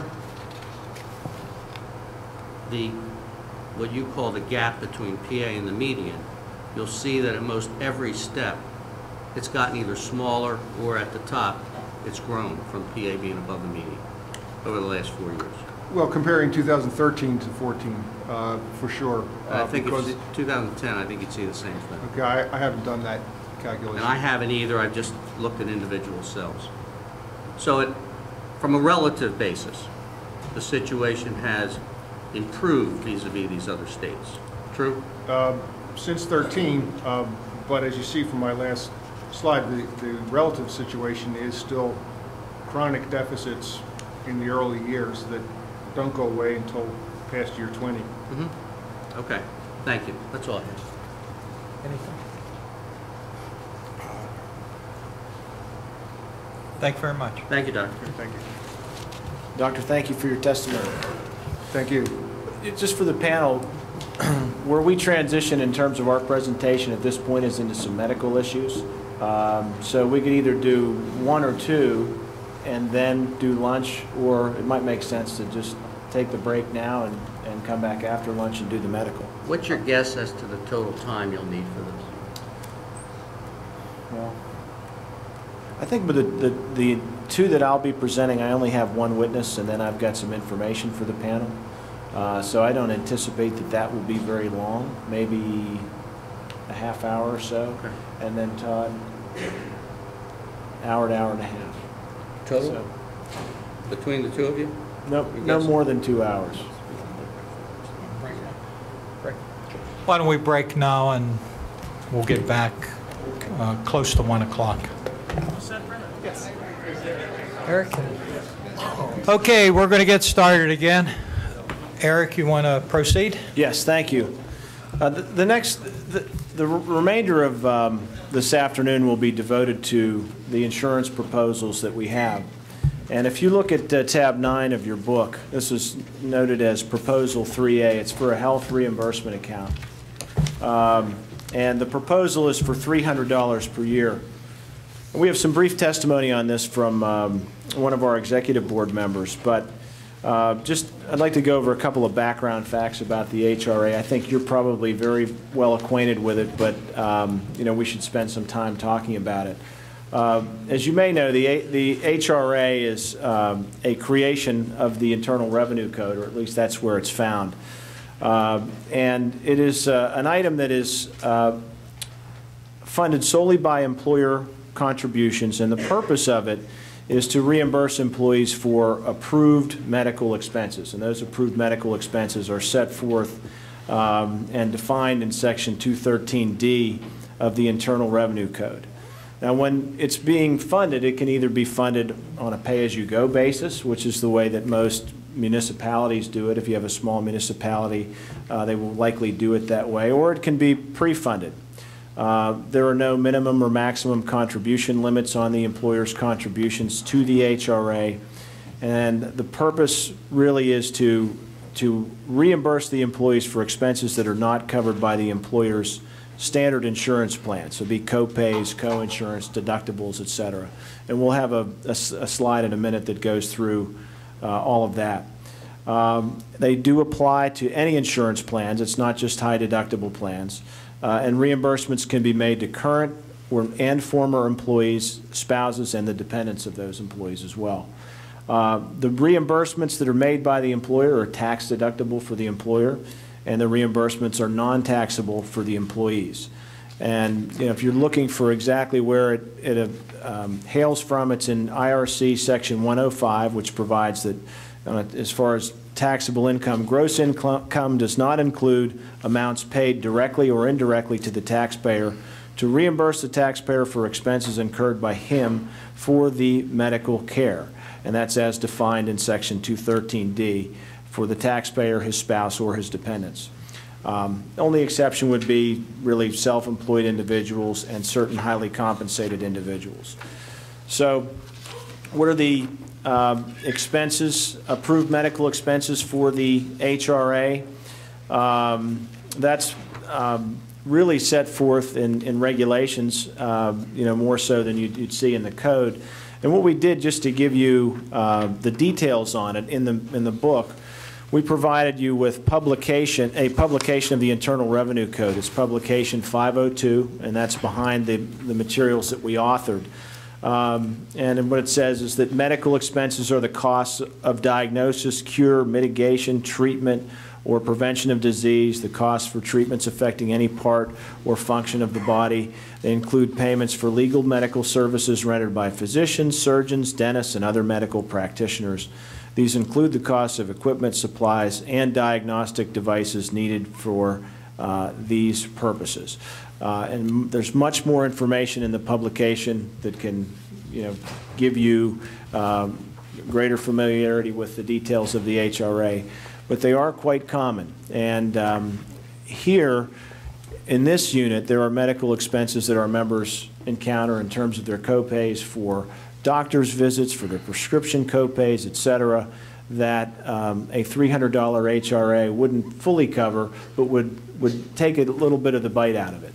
And so what I'd like to do, we actually had our executive board member, Ralph Tressler, go through his medical expenses for, I believe it's the past year, to determine what has his out-of-pocket expense been and what would the HRA do for him. So Ralph, I'd like you to just introduce him now. Ralph, would you state your name for the record? Good afternoon. My name's Ralph Tressler. I live in Myersdale, Pennsylvania. I've worked at SCI Somerset for 20 years, the last 4 of which I've been out as the state executive board and benefit coordinator for the PSCOA. And what do you do as the benefit coordinator for PSCOA? I handle all the heart and lung claims, the workers' comp claims, and any issues that arise with the PEBTF. All right, so in terms of heart and lung, what do you mean you handle those claims? I file the appeals, make sure they're scheduled, go to the hearings, make sure that we follow up with the cases. Follow the timelines and assist your members with their work-related disability matters, right? Correct. Now, you also mentioned help with PEBTF for your members. What do you mean? We get calls at the office if I'm out on a tour, at a union meeting, or going through the jail. Members want to talk to me about issues that they have with the PEBTF, where they may have an appeal or the PEBTF denied them for a certain medicine or a certain treatment, at which I tell them at that time to go ahead and file their appeal. And if they get denied at the appeal process, then I get them in touch with our trustee, Mr. Einhorn. Okay. Now, have you had any discussions with your members about their medical expenses, just things that are uncovered on an annual basis? We get a lot of complaints about co-pays, you know, that we have a lot of co-pays, prescription-wise, doctor-wise. It doesn't take very long to stack up some bills. Now, you and I talked about the HRA at some length and what this particular proposal at $300 a year would do for you. Did you have a chance to take this proposal and compare it to what your expenses have been over the past, I think it was maybe 2013? 2013, yes. Okay. I looked at my expenses for a typical family of 4. I have 2 sons and a wife. And for our doctor co-pays for the 4 of us throughout the year, it came in around $300 just for that. The maintenance drugs that my wife and myself are on quarterly comes up to $228 a year, well, for me, and $180 for my wife. So those are annual figures? Those are annual figures, okay. yeah. Quarterly, it's like $57 a quarter for me and $45 for her. All right. And then moving along there, for other prescriptions that we may have colds going for, antibiotics, things like that, it's around $75 a year. And then the other issue that we had was till the insurance was done paying for my small son's glasses, we had a balance of $62. So I totaled them up and it came to about $845. So the $300 HRA would mean a lot to my family. All right. That's all we have for HRA. Any questions, Frank?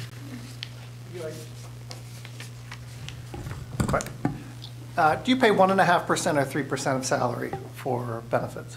1.5. Okay, and what was your salary last year? I'm not sure. You know how much you paid for your health coverage? No. Okay. So you'd say that you paid total, including your out-of-pocket expenses, probably less than $3,000 for all of your health care coverage? Well, I'm a diabetic and I'm also stage 3 kidney failure, so I would probably be a little on the high end. So your coverage is actually fantastic then. It's okay. Your personal expenses don't go up, even though your requirement for medical coverage does, right? I have a lot more Your- doctor's appointments, so I do have a lot more. So it copays. actually costs the fund more money to cover you, Probably. and you probably pay less than $3,000 a year for those benefits?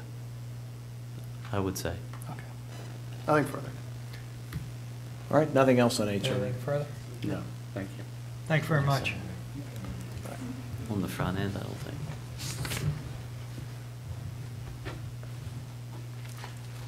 All right. The next proposal. I think your partner did a great job testifying, just so. That's our Leave No Man Behind program. The next proposal, there are actually 2 here that go hand in hand in terms of how I'm going to talk about it. So bear with me as you look at the book. Under tab 10, we have the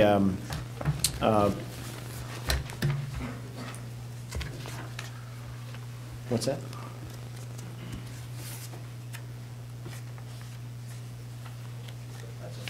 I got to do it my way. All right, so if you look what's behind tab 10, this is the post-retirement health care proposal to provide REHP benefits after the completion of 15 years of service. And then the other one that I'm going to touch on actually is back at 11. It's right on 11? Oh, I see. Okay. So it'll be proposal 3E. It's probably about 4 or 5 pages back in tab 11. Limitation on the salary considered for the purposes of coinsurance calculation for retirees. So what I'm going to talk about is when the retirees become eligible for their post-retirement coverage and then the amount that they pay for that benefit. So let's do some background.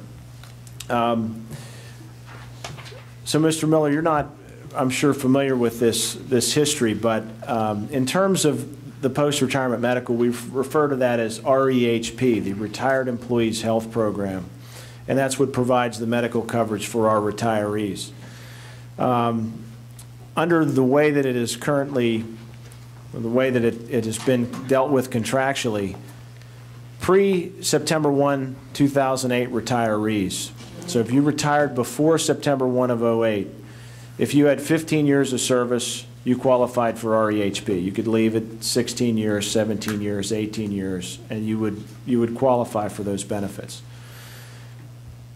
If you retire any time after that, so that's everybody else that's in this room, you needed 20 years of service to qualify.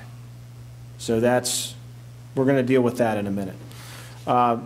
In terms of how we, as a unit, or the members of our unit pay for their benefits after they retire, I want to go through that history now. In the 2005 interest arbitration, you had pre-July 1, 2005 retirees. They had no premium copay towards their REHP. So they retired, fully paid post-retirement medical. If you retired after July 1 of 2005, you paid 1% of your final annual gross salary at time of retirement. Now, you'd have to look at different sections of the contract, but that 1% was of base only, because the contract defined final annual gross salary as excluding overtime, shift differential, higher class pay, et cetera. So it was 1% of base. Now in 2008, we had another alteration. The retiree contribution was changed so that it would equal the active employee the active employee contribution, what they're paying for, like Ralph Tressler was just testifying now, what he pays. So the retiree would pay what the active employee paid. So if you had an active employee that was paying 3% of their base wage for their health care, the retiree would pay 3%. Now, one important difference there. One of the things that you'll see and you'll hear more about as we move forward today is that the contract has what's called a Get Healthy program, or a wellness program. Now, for employees that participate in the Get Healthy program, the actives, their copay is 1.5%, and that's what Mr. Casal was explaining or asking about. So if you participate in Get Healthy, you're not at 3, you're at 1.5. Again, that was a base salary excluding overtime, et cetera. Now, the problem is that the retirees don't have the ability to participate in the Get Healthy program. So for me, if I'm a retiree at this point, I would be paying 3% of the base salary, while an active employee that's in Get Healthy, and probably the majority are in Get Healthy, is going to be paying 1.5%. So there's a disparity there. The problem with that approach, as it existed in 2008, other than the difference between, the paying 3% versus an active employee at 1.5 that's in Get Healthy, is that marrying the retiree rate to the active employee rate means that it's ever increasing. That if at some point in time the active employee rate goes up, so does the retiree rate. So you've got somebody that goes out, is now on a fixed income, and what they're paying towards their health care is completely fluid. It could, they have no control over it. Whatever happens during the course of collective bargaining and interest arbitration is going to dictate what they pay towards their health care. So that's the way it was in 2008. Now in 2011, the last interest award, we had yet another change. So for people retiring after January 1 of 2012, their contribution would be the rate in effect at retirement, which sounds good, because it means if you're at 3% at the time that you leave, you're going to stay at 3%. It's no longer married to what the active employees are paying. So that part was certainly positive. It's not going to be jumping up on you. The bad part was that the compensation upon which that percentage is applied changed. And what it changed to, from being a base salary analysis, is that it changed to final average salary for pension purposes, which meant that for pension purposes, you include things like overtime and all other forms of premium pay. So you're retiring, based on a rate that's, your pension's based on a rate that's higher than simply your base salary. But now your contribution is also based on, a much higher number than simply your base salary. And again, you still, as a result of that last award, it maintained the status quo with regard to retirees being excluded from the Get Healthy program. Now, one of the good pieces was the premium being cut in half once you reach Medicare eligibility. But of course, Medicare is picking up a lot of costs at that point. That's appropriate. So two proposals here. First, as I mentioned before, this is Proposal 3C.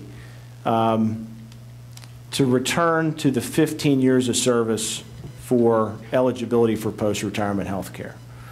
The thing that occurred in 2005 to change that from 15 years to 20 years is not as you might expect from maybe some past interest arbitrations that you've seen or past court decisions, which is that typically if a change is made in terms of years of service, it would be prospective. But it wasn't. It immediately attacked everybody in the bargaining unit, so that even if you were already working, you had 10, 11, 12, 13, 14 years of service, once the arbitration award went into effect, your eligibility to qualify for the retiree health program went now from 15 years of service to 20 years of service.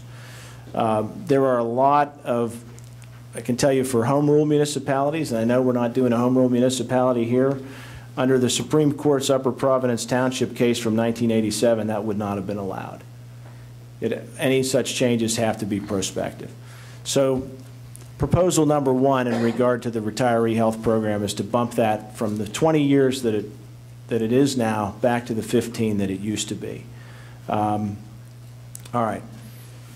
Proposal number two that I mentioned, which is, I believe, 3E, right? 3E1, okay, is to change the percentage contribution from final average salary from pension purposes to monthly pension benefit. Now, I think we've got some slides on this, right, Chris? Okay.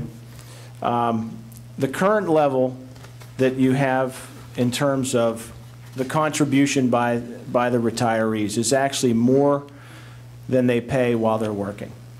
And what we did, we put together a couple examples here. So let's say, taking a look at 2014 pay, as of now, after the April pay increase for a 25-year CO, they're at $32.51 an hour, which roughly calculates to a base of $67,620.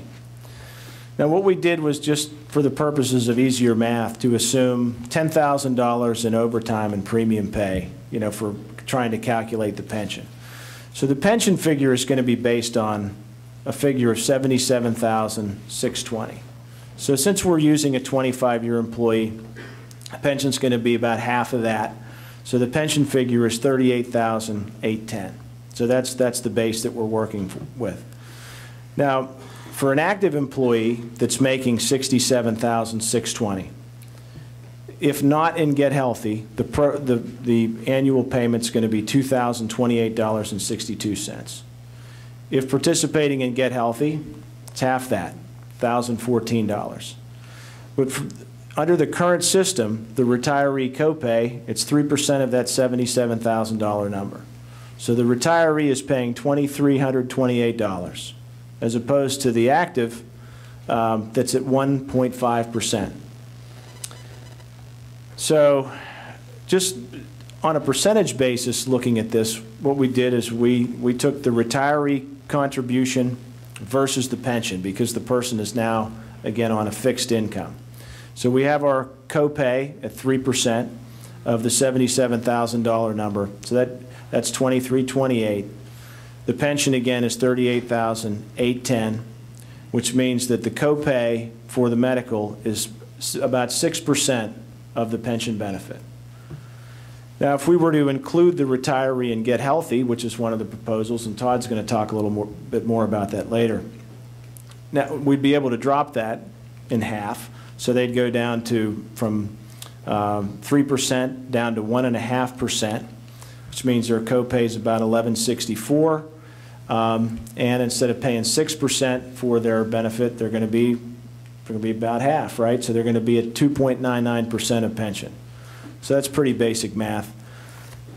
Now, under the current system, we've got the retiree paying about 6% of their income for health care, the active officer at 3% or more likely 1.5%. And again, we'd like to be able to cut that to allow the retiree to participate in the Get Healthy. But let's take a look at the numbers as they would exist if we changed from utilizing the overtime figures to create the annual copay for retirees to changing it to the monthly pension benefit. So we'd be changing, it would be an income-to-income analysis, which we believe is what makes sense. We shouldn't be paying as a retiree on money that we're not actually receiving, which is the other half of our pension, the other $38,000. So if we do that, we have a retirement figure of $77,620, our pension figure of $38,810, and let's just use 3% because we're not in the Get Healthy yet. So if we multiply that pension figure by 3%, now we're at $11.64. And $11.64 equals the active employee contribution for an employee that's participating in Get Healthy. So if we go back and take a look at that, that's basically about where we are. We're really keeping things equal. We're comparing apples to apples. So if we allow them to participate in the Get Healthy, we give them a little more of a break yet, and that drops that figure from $11.64 to $5.82, which would be a much more manageable contribution for a person on a fixed income. And we really think, I mean, that's where the interest arbitration award should have landed us last time. It didn't. We actually had a dispute over the language, whether it was really meant to be pension benefit or the income for purposes of computing pension. And we did not win that award. We're seeking to correct that here. It just from a dollars and cents standpoint for people that are on a fixed income, it makes much more sense for this contribution to be based on what the person is actually receiving in their monthly check. And so that's the proposal with regard to REHP. Okay. Questions, Brad? You'll agree with me that the focus of your presentation has been incentivizing employees to stay longer in their career, not to leave sooner? True. Okay, and then you'll also agree with me then that this proposal actually incentivizes people to leave sooner than later. Which one? The first one for 20 down to 15? The method you're using to calculate how much they pay for retiree benefits. That incentivizes them to leave earlier? Yeah. You'd have an incentive to leave after 20 years instead of leaving after 25 years under your proposal, correct? Because you'd pay less. Well, I'm not sure that I'm same level of benefits, right? What's that? You get the same level of benefits after retiring at 20 years, correct? Yes. And you'd have a lower pension payment, correct? At 20 years? At 20 years than 25. You would have a lower pension benefit, but so you would be telling people that it would make more sense to leave at 20 years, find a second job, and guarantee a lower payment contribution for the balance of your life and retiree health benefits. I think it makes more sense to use, well, you're assuming somebody's going to have a second job. Maybe they will, maybe they won't. What I'm saying to you is the incentive would be if you leave at 20, you pay less. So the incentive would be to leave at 20, because when you're older, we both agree, the older you are, the more expensive benefits are, right? I think that's fair. Okay. So if I leave at 20 years of service and my retiree health contribution is based on my retiree benefit after 20 years, that is necessarily going to be lower in every case than an employee who stays 25 years and retires with a higher pension benefit. Well, that's definitely true. Yes. If somebody's going to, but once a person puts in 20 years of service, remember, we also have a proposal for master class pay at that point. So I think we've tried to incentivize, we've got more than just one proposal here. So we've tried to incentivize it for them to stay beyond their 20 years as well. And so we want them, if they've made the 20 years, to stay for the 25. But under this proposal, that makes no sense. Let me answer. The biggest drop is from the 10 to 20 category. It's not from 20 to 25. So once a person's hit 20, the likelihood is that they're going to put in the extra 5 years for the higher pension. According to your numbers, that isn't true. I said your expert witness just testified that that is absolutely untrue. The numbers in terms of the what we've shown you is the greatest drop is after the 10-year mark. I think that we have to agree that cheaper benefits after 20 years is better than more expensive benefits after 25. I have nothing further. All right. Eric, I just have one question. Sure. And I don't have it here. My recollection is that the award in 2011 that made the changes you just referred to, it was actually the union that put that issue into dispute. And those changes were unanimously agreed upon. Am I correct? Well, no dissent to that. I think that's correct. Okay. And like I said, there were some good portions of that change that it was no longer married to the active employee rate, and certainly the cut at Medicare age was certainly those two things were very good. There's no doubt about it. And I believe that our arbitrator understood the language to mean that it would be based on the pension benefit, and that's why the grievance was generated. But the answer to your question is yes. Any questions?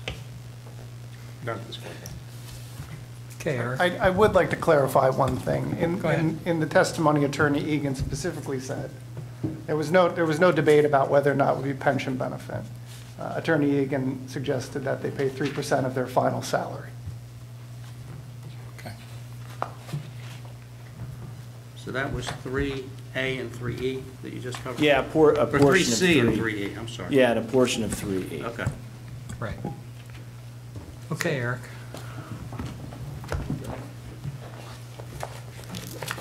Todd.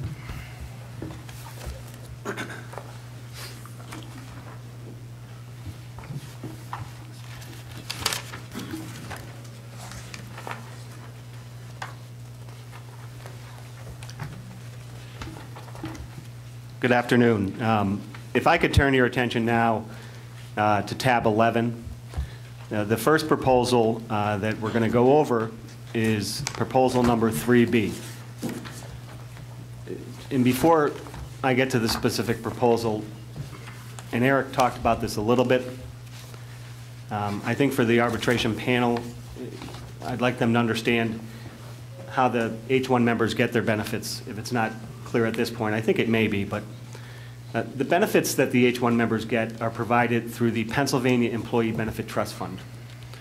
In addition to the 10,000 plus members of the PSCOA that get their members through that, you also have approximately 52,000 AFSCME members and various other state employees that get it through that trust fund. So what the collective bargaining agreement provides for is that the state agrees to pay into that trust fund a per employee per pay period amount. And you'll see later on in the presentation the exact amount that they pay into that per pay period.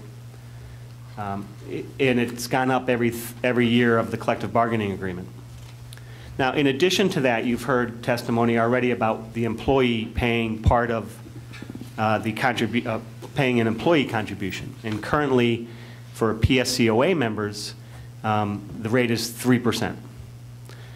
There is the ability for a PSCOA member to participate in what's called a Get Healthy program. Now, the Get Healthy program is a disease management program that an employee elects to participate in. The program in general asks the employee to engage in a questionnaire about their lifestyle, health issues, and the like. And recently, employees that wanted to participate and get healthy also had to have some blood work done. What happens after that is then the management part of that kicks in. And employees, not all, some of them, will receive phone calls, will receive contact by healthcare professionals in an effort to assist them in trying to manage various health issues that they deal with. And if an employee engages in that, they don't pay the 3%, they pay the 1.5%. So that's where sort of the outline of how the trust works. Now, our first proposal is for us to leave the trust. Our first proposal is for the H-1 bargaining unit members to get their health benefits through a separate trust called the Corrections Officers Benefit Trust Fund. It would be set up pursuant to a trust agreement, declaration of trust, and it would have trustees of equal membership from the Commonwealth, appointed by the governor, and an equal number from the PSCOA appointed by the executive board of PSCOA. I'm going to get into reasons why we want to leave the trust, the current trust and form our own trust later on in the presentation. But for purposes of Proposal 3B, that's the general proposal that we're making to this panel here today. Now, in addition to proposing to leave the trust, we're also looking to lock in all the medical, dental, vision, and prescription drug benefits at the levels that are in effect as of June 30th of 2014. And you'll have, the trust fiscal year runs on or the trust runs on a fiscal year that ends June 30th, similar to the Commonwealth. In addition to locking in benefits as of June 30th of 2014, we also have specific proposals in several areas. One of the, I think you heard yesterday about the internal survey that we did. And the internal survey generated some responses about benefits that our members were concerned about, and they wanted to see us to try to address with this panel. And some of them that I'm going to get into right now, and we'll get specific in regard to. But the first one is more of a generic one in regard to the Affordable Care Act. We're looking that whatever benefits, whether they be provided from a new trust or whether they be provided from the existing trust, that no benefit copayment for preventive services and screening, as those terms are defined by the Affordable Care Act and the regulations promulgated thereunder, we want to make sure that that's locked in for this collective bargaining agreement. In addition to the lack of co-payments for preventive services and screenings, we're also looking to increase the vision program. We're looking to provide a benefit for a lifetime LASIK procedure. We're looking to get a frame allowance of $75 every 12 months. We're also looking to get a vision lens allowance every 12 months. And we have a table, a breakdown of that. For single lenses, we're looking at $55. For bifocals, we're proposing $85. Trifocals, $105. In lenticular lenses, $135. In addition to the specific vision benefit proposal that we made, we also identified in our internal survey dental coverage issues that our members brought up. We're looking to change the dental coverage program to provide a yearly per patient benefit allowance of $1,500. And we're looking to get a lifetime orthodontic maximum benefit of $1,500. So Proposal 3B The main point is to form our separate trust, and I'm going to get into some of the reasons why we believe we should have a separate trust, why a separate trust for the corrections officers is really, it's time for that, and we'll get into that later. But then I'll get into the next proposal, and we'll go through the proposals. 3D next. 3D? 3D. Thank you. And Eric touched upon this a little bit. The retirees currently are not able to participate and get healthy. And it really doesn't make sense, because at a time in one's life where unfortunately medical issues come up more and more and disease management becomes more important, these people are left out of the ability to engage and get healthy. So Proposal 3D would provide that retired members covered under the REHP post-retirement health care program be given the opportunity, not mandated, but given the opportunity to participate and get healthy, or a similar disease management wellness program to the same extent as the active members, including the premium waiver feature of the program. That's Proposal 3D. The next proposal is Proposal 3E. Eric touched upon Proposal 3E1, and that's the limitation on the salary considered for purposes of coinsurance for the retirees. But I'll touch upon number 3E2. 3E2 is the premium, the contribution, the employee contribution. And as we've indicated, the current rate is 3% of salary. And if you elect to participate and get healthy, you pay 1.5%. And as I explained earlier, Get Healthy is a disease management wellness program that which the main goal of which is to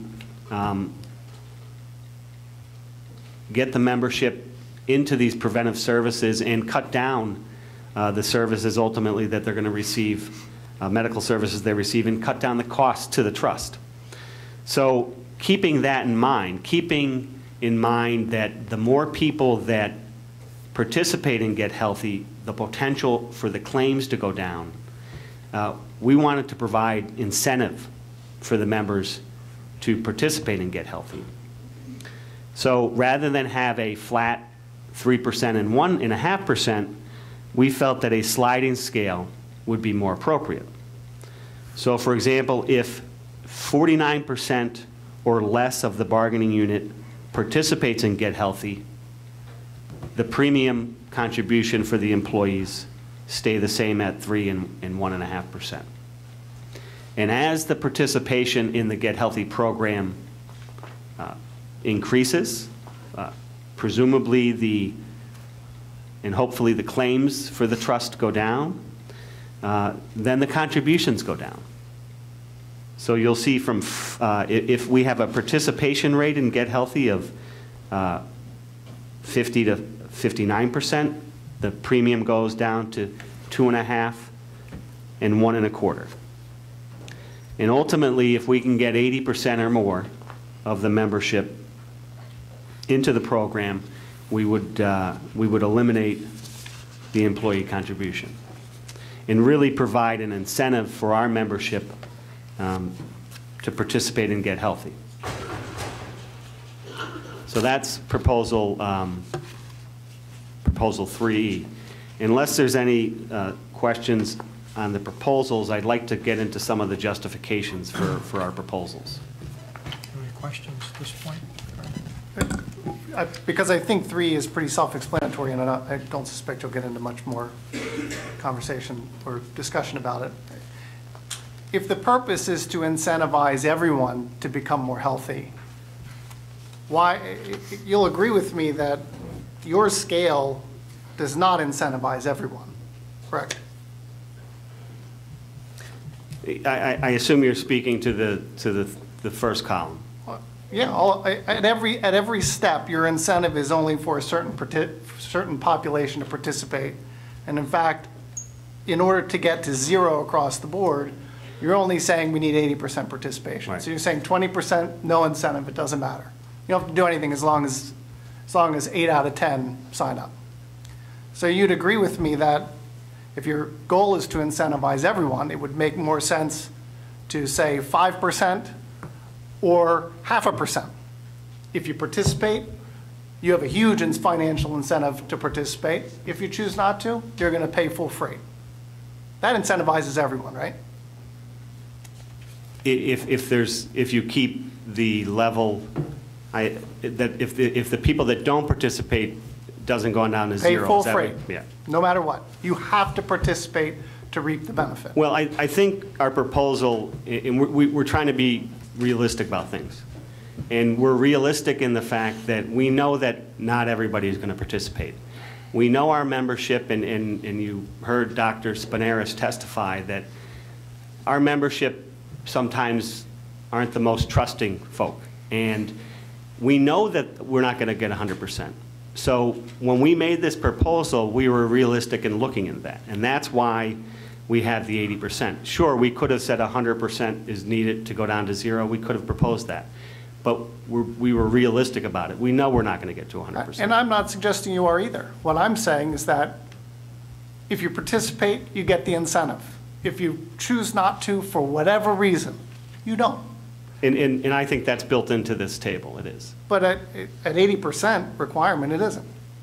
Well, at 80%, you're right, but on all other levels, there's still the incentive to participate. No, because right now it's 1.5% if you pursue a waiver. It's 3% if you don't. You're saying that if you get a mere 50% participation, 50%, that individual's contribution today will go down by more than half. If you just meet half of your unit, that means 50% of your bargaining unit will automatically, off the top, cut 1.75%. Oh, no, I'm sorry. I see what you're saying. You go to 2.5. So they automatically get a 0.5% cut. They've done nothing. That's just to get to the 50% threshold. If 60% sign up, they lose a full point. Right. Again, they do nothing. You're right. And then if you get to 80%, they get a free ride, and they do nothing. We agree. You and I can agree. I would agree that you're citing what the chart says. Yes. And you and I will both agree that, and I think your trustee will also agree, that incentive programs work because there is a financial incentive to participate. Their trustee would say that peer pressure is very, very critical. But it's not working for your group. It may or may not be. It's not. Participation is higher than it used to be. But it's still not 100%. Well, and that would then go to our argument that we need to change things. If you're saying, what you're saying to me is that it's not working the way it is now, then that would justify the change. Right. So keep pressuring all the way to 100%. Why do you stop at 80? Well, because I think you have to be important, realistic about it. Pressure the whole way. If it's that important, make it count. 100%, not 80. If peer pressure is that effective, then why would you cut it off at 80? And I understand that some people just don't want to participate. Well, that's their prerogative. They don't have to if they don't want to, but they should be required to pay. And then my only other question is with respect to Get Healthy with respect to retirees. We did go down this path once before, and the Commonwealth presented evidence that there is no financial benefit, there's no return on providing the Get Healthy component to the retiree population. Do you remember that from, we actually briefed the issue too, on retiree benefits. Are you aware of any studies, because we are not, that would suggest there is a return by offering a retiree population a Get Healthy incentive? I know of none that say either way. Okay. But I'm not an expert in that field. Okay. There are, however, studies in an under age 65 group of retirees that do point to the effectiveness of disease management. for that group. And we provide disease management. They can participate in disease management. But without any incentive under your proposal. That's right. Because the return just isn't enough. We still have everybody else that's over 65, and they're only paying 1.5%.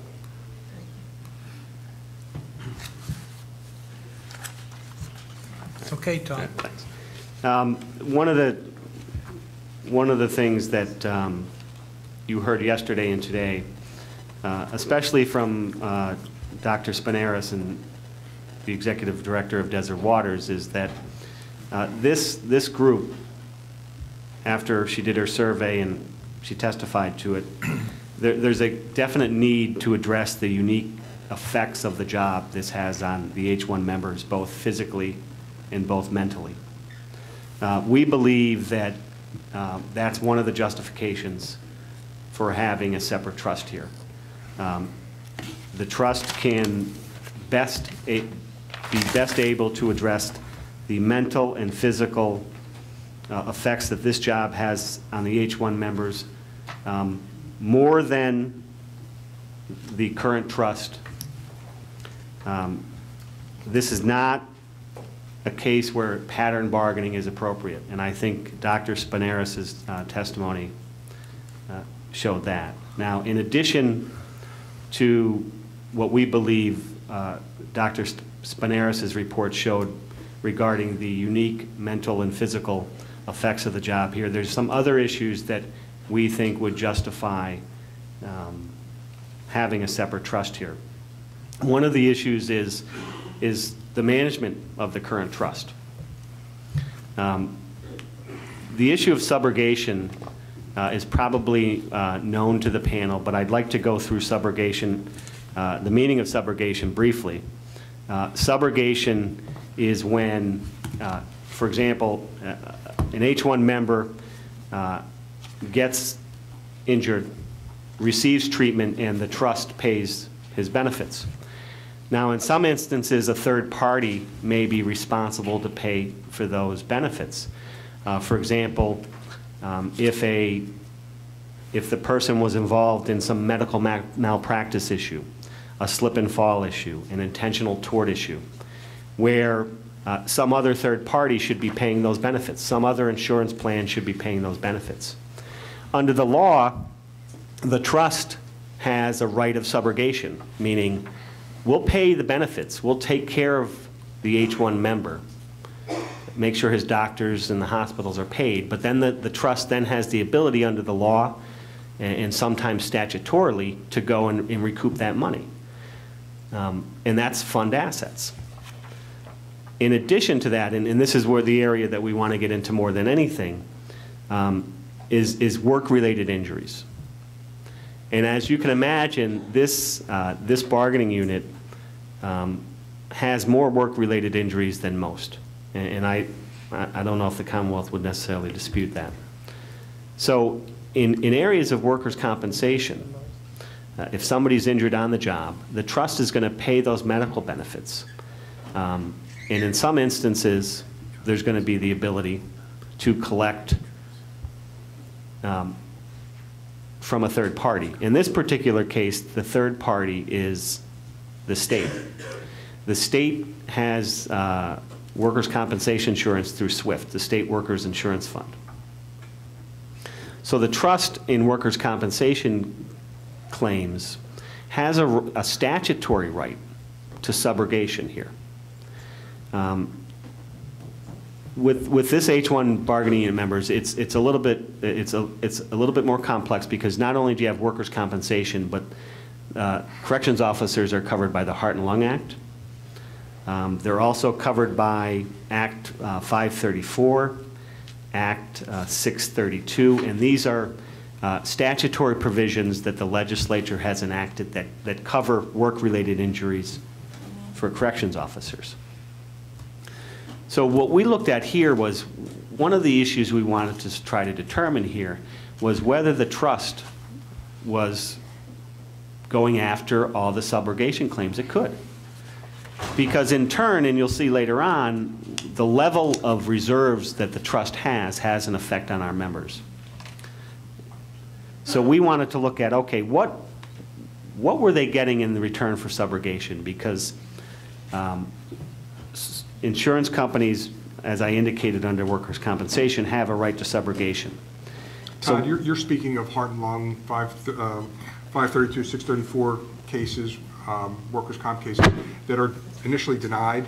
Right, and that's what I was going to get to next. You have, what happens is if somebody's hurt on the job, the Commonwealth makes an initial determination whether they believe it's covered by workers' compensation or not. If it's covered by workers' compensation, the Commonwealth agrees that it's covered by workers' compensation, then they're going to get their benefits from the beginning, from SWIFT, the State Workers Insurance Fund. That's not the cases we're talking about. We're talking about the cases that they're denied. They're saying it's not work-related, or there's some pre-existing condition, something like that. It's a denial of a workers' compensation claim. And in those particular cases, the individual receives representation. They have the option to receive representation from PSCOA, and they can grieve the heart and lung claim, and they go in front of an arbitrator, like any other grievance arbitration procedure. And ultimately, the arbitrator is going to decide whether it's work-related or not. Now, if the arbitrator decides it's work-related, then the trust has a statutory right to collect all the medical benefits that were paid to that individual, has the right to collect that money from SWIFT, the Commonwealth. So we wanted to see whether or not the trust was aggressively pursuing these subrogation issues. So we looked at the subrogation return that the trust was getting. And we looked at the totals for 2012 and the totals for 2013. For the fiscal year 2012, we came up with a subrogation return of $810,000. So that $810,000 we got from the financial reports of the trust. That's the subrogation return they got. They collected from SWIFT $810,000. Or I'm sorry, that was the total subrogation. From all sources. From all sources. SWIFT, from third-party insurance companies. That was the total. And then we also looked at 2013. 2013, we looked at their financial reports, excuse me, and we saw a total return of $1,169,000. So we said, okay, that seems like a low rate. So we wanted to look at it a little further. So what we did was we said, okay, what were the total claims for those fiscal years? In total claims, I mean, how much did they pay doctors? How much did they pay prescriptions? How much did they pay hospitals? What was the total claims they paid? And for 2012, total claims were $860 million, ballpark. And then for 2013, there was a total claims paid of $883 million for 2013. So now going back to the subrogation they got, we said, okay, they're getting a rate of return. If you think about the subrogation for 2013 fiscal year, they got a subrogation return of $1.1 million. Total claims was $883 million. Can I just interrupt you for one? I don't mean... Sure. Does yours say May? Yes, it says May. Yeah, there's an updated version. The numbers are different. In the book. I'm going to go get the right one. Maybe what you can do is just follow along. The PowerPoint is correct. Okay. I'll get the updated copies. What's in the book are the 11-month numbers as opposed to 12-month numbers? It's off. So I'll get the right one. Okay. I saw that and I was almost jumped in, but Todd seemed like he was on a roll. So. Sorry, Todd, go ahead. And I'm going off the PowerPoint. That has the 12-year figures. So we have the 2012-2013 fiscal year subrogation was $1.1 million. And we have the total claims paid for 12-13 fiscal year of $883 million. We have a rate of subrogation of less than, it was 0.00132336%. Percent. So Way below 1%. that's 1/1000th Exactly. of a percent. So we said to ourselves, because as I indicated earlier, when somebody is denied heart and lung or comp, the attorneys in our office through PSCOA represent them, and we're thinking, that seems really low, even the cases that we're handling, because we see the medical bills come in. So we said, let's pull some of our cases, and we said, okay. We said, if the 1.1 million is the total subrogation, we pulled 10 cases for 2012, 2013. And these were cases where the initial claim was denied. It ended up in litigation, grievance arbitration, in front of a workers' compensation judge. And we calculated in just those 10 cases the available subrogation. So that would mean in those 10 cases how much medical expenses our members incurred. And just for those 10 cases, we came up with $185,424.87. Okay? That's 10 cases. Now let me tell you how many cases our office, cases our office does a year. In 2000, well, for example, in 2012, we did 131 arbitration cases. Okay, so those are just the ones where the claim was initially denied. We challenged it and we went to arbitration. In 2013, we did 114 arbitration cases. Okay, and again, those are the ones that were denied and we challenged it. So if you think about, I just pulled the numbers for 10 cases out of 114. And we had subrogation claims or potential subrogation claims in those cases of approximately $185,000. That was only, so those 10 cases, that's only 16% of the total subrogation that we looked at. We had specific numbers on. So if you think about just our membership, it's 10,000 members compared to, and I talked about earlier about AFSCME. You have 55,000 AFSCME members. We just on our evaluation looked at the subrogation and said to ourselves, we don't think the trust is aggressively pursuing subrogation. And that's one of the reasons why we believe a separate trust is required, especially in light of the fact that our membership has a higher work-related injury rate. And think about it this way, why the trust is not aggressively pursuing subrogation, I'm not sure. But perhaps one of the reasons is this, and I talked about this earlier. The state right now pays in per employee, per pay period amount. So they pay a set amount per month, and the current rate is, or per pay period is $425 per employee per pay period. So for each, if you get 2 pays in a month, that's going to be $850. That's what the Commonwealth pays in. If they're aggressively pursuing the subrogation, where is that money going to come from? The Commonwealth is going to end up paying more. And whether the Commonwealth employees aren't aggressively pursuing it because of that, I'm not sure. But they're not, based upon the figures that we came up with. Because you have to understand the trust is made up of 8 Commonwealth trustees and 8 union trustees. So if they... 9 and 9. What's that? 9 and 9. Oh, I'm sorry, 9 and 9.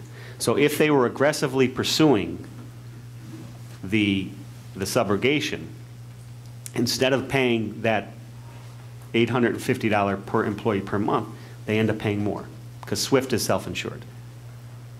But presumably, the employer contribution could be lower to maintain the same benefits then. I mean, if you're suggesting that there's $15 million in subrogation money, Commonwealth has to keep a 3-month reserve there, correct? Right. Then presumably the Commonwealth could negotiate a lower biweekly premium to maintain the current benefit. I would agree that reserves would potentially go up, yes. And that gets me to my next point. No, that's not what I said. I said the Commonwealth, let's say in 2011, subrogation revenues were $10 million instead of $1 million, or 15. That would have gone into the mix as to what the assets and cash flow was coming into PEBTF as the Commonwealth was negotiating in 2011, correct? Correct. And presumably, then the Commonwealth, if you could count on that repetitive income, could have negotiated lower biweekly collective bargaining amounts and maintain the same current level of benefits due to the subrogation income. I would agree. Okay. Yeah.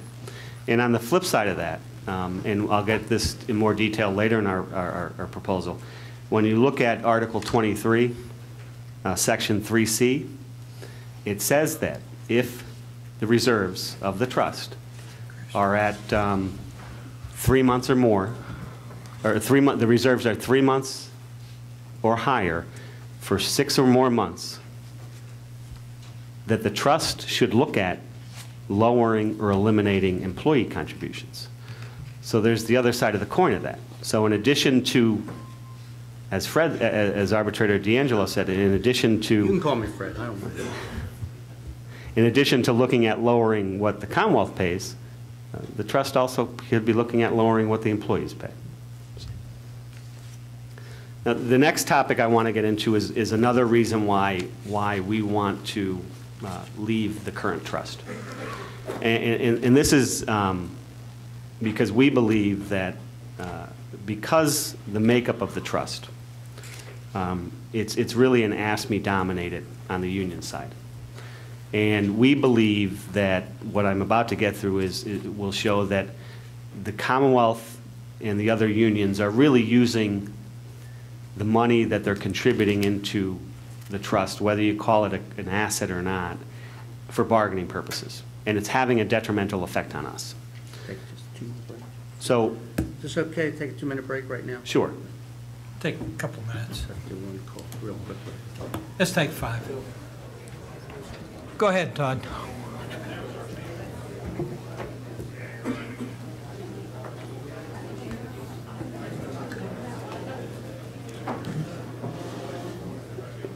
Let me, I just want to go back, before we get into deferral, the deferral issue that I want to get into next. Ralph Tressler, who testified earlier, and he testified that he deals with all the heart and lung issues for PSCOA members. He scolded me a little bit because he told me that I failed to mention one fact that's important for the panel. We had talked about the fact that I took the sample 10 cases, and then we talked about that there were 131 arbitration cases in 2012, and there were 114 arbitration cases in 2013. Ralph tells me that of those cases that were decided or settled after the claims were denied, there was a success rate of 97%. So 97% of the cases from 2011 going forward in cases that were denied, in claims that were denied, ended up being decided that the heart and lung benefits should have been granted. So claims should have been granted. So that was one fact that Ralph wanted me to make sure that the panel knew about. Okay, thanks. So the next issue, as I discussed earlier, in addition to the 10,000 members that... Wait, we don't have a court reporter. Yeah. You may have to repeat that.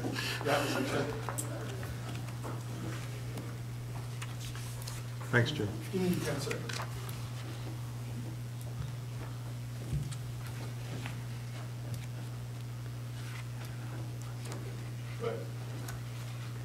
So just for purposes of the record, as I indicated, Ralph Tressler, who coordinates the work-related injury cases for PSCOA, wanted me to make sure that the panel knew that since 2011, in cases where work-related injury claims were denied by the Commonwealth, and then that individual had to either grieve or challenge that denial, that since 2011, the claims were approved in 97% of the cases that were either decided since 2011 or settled. So the next area that I want to get into is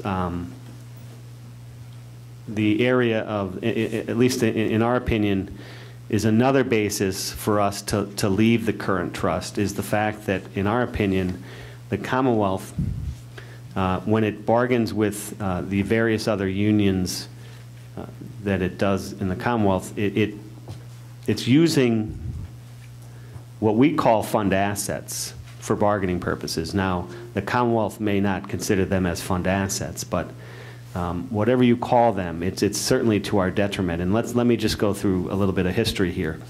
As I indicated earlier, and we'll go past this slide.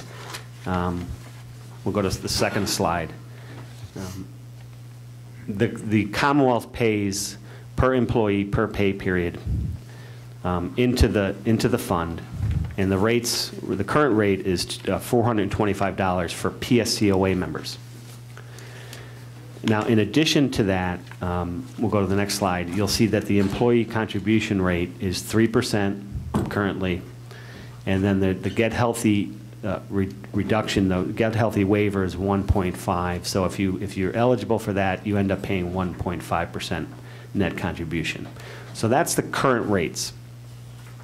Now, let's look at the average salary, and this is from the governor's workforce study. The average salary of PSCOA's members, excuse me, is $52,429. And the average salary for AFSCME membership is $41,322. Now, just from those average salaries alone, because the 3% and the 1.5% is based on salary, our members pay more on average per month into the trust fund than the AFSCME membership does. And the board, the AFSCME board, or the board of trustees of the fund, and that is currently made up, it's evenly split between the Commonwealth and the unions.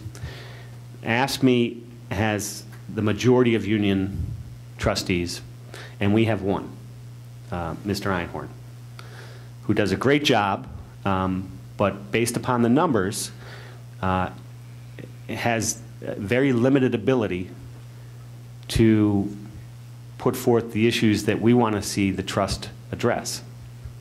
And that's one of the reasons we want to leave. And I'll give you, and I'll show you an example of a major issue that occurred. Back in 2009, then Governor Rendell bargained with AFSCME and some of the other unions, and he bargained a 20% deferral of the Commonwealth's per employee per pay period amount. And he got the unions to agree that from April of 2009 till June of 2010, there would be a 20% reduction. After that, the repayment, the Commonwealth would repay that money. Unfortunately, what happened after that is that in the negotiations leading up to the AFSCME collective bargaining agreement that was in place from July 1st, 2011 through June 30th, 2015, the Commonwealth was able to bargain away that deferral, saying just, we're not going to have to repay that. Todd, that's inaccurate, since I bargained those contracts. The agreement was that the amounts specified in the contract were inclusive of amounts to be repaid. And despite the fact that I've asked for documentation on that several times, I've still not been provided with it, and it still doesn't answer the question as to why PEBTF had to write it off of their books. If it was repaid, why would they have to write it off specifically? I'm telling you that that's what the agreements were that we negotiated with AFSCME back in 2011, SEIU, nurses, I don't know if they were involved in the deferral of payments, et cetera. That's the only, I just want to correct you there. I didn't mean to interrupt. Yes, I see. So, and let me just say, for purposes of I mean, I'm orally presenting this. Yes. What you will see behind tab 11B is, and I'll get to this further on, and not that I want you to look at this now, but there's a complaint here. We ended up filing a lawsuit over this, and there's preliminary objections that were filed by the trust. So I think you have responses to our factual allegations contained in the preliminary objections. So, and that's for the panel to review. I'm not going to go through the whole complaint now. But however Arbitrator D'Angelo wants to term it, what happened, no matter whether you call it that they were, the obligation was then excused, or however you call it, it was reduced. The amount that the Commonwealth was paying on behalf of the AFSCME members was reduced pursuant to an agreement between AFSCME and the Commonwealth. And that goes back to my original point. We have no control over that. AFSCME and the Commonwealth are agreeing to reduce what the Commonwealth is paying into the fund. And it has, you'll see later on, it has an adverse effect on us. Fred even, Fred's fine. Please. Arbitrator D'Angelo stated before, the money that the Commonwealth pays in is going to have an effect on reserve. And we have no control over that. So whether you call it, excuse me, whether you call it that the obligation was excused, whether it was agreed upon, however the term you use, the facts, and you'll see later on, show that $226 million never got into the fund assets like it should have been. So in addition to the 20% deferral that was later agreed to, Fred said it was agreed to be reduced, it wasn't paid in. They also agreed November 17th of 2010, the Commonwealth and AFSCME also agreed to have a reduction for the amount paid in, and I'll call it a retroactive reduction of the amount to be paid in from July 2010, excuse me,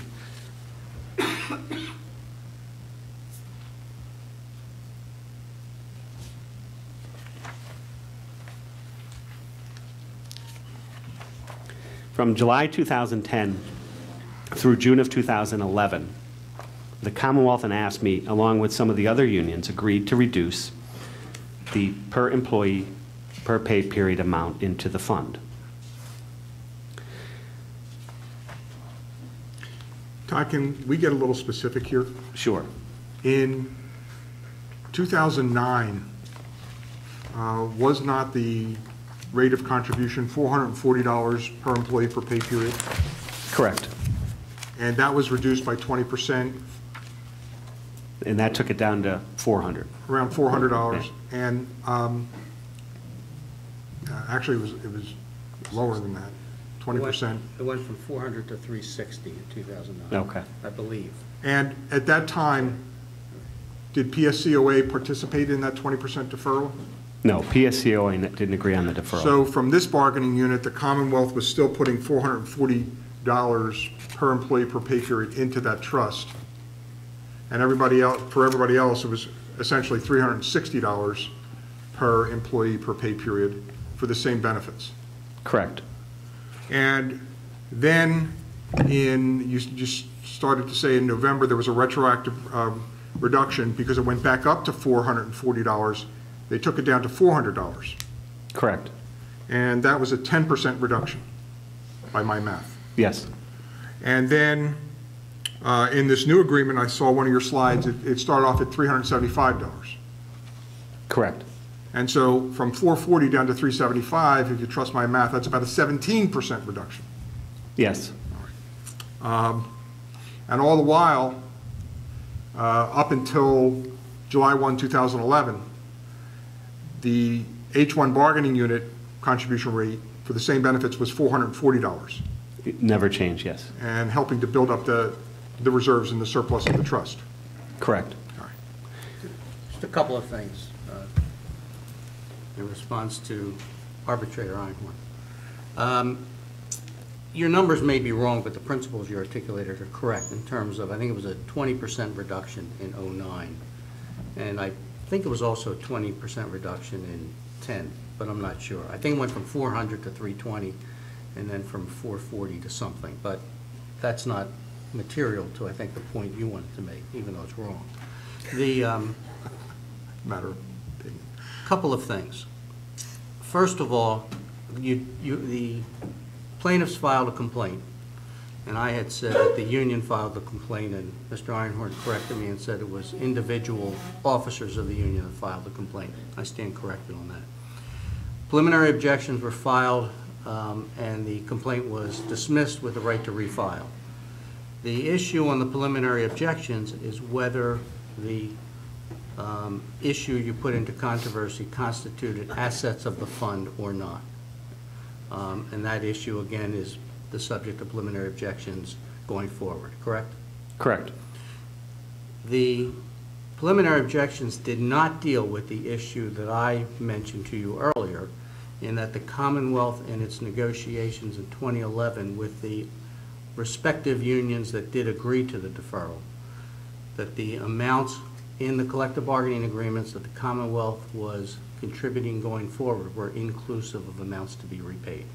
Just wanted to correct you on that. That has not been yet the subject of litigation. It may be if you survive preliminary objections, but it was not as of yet.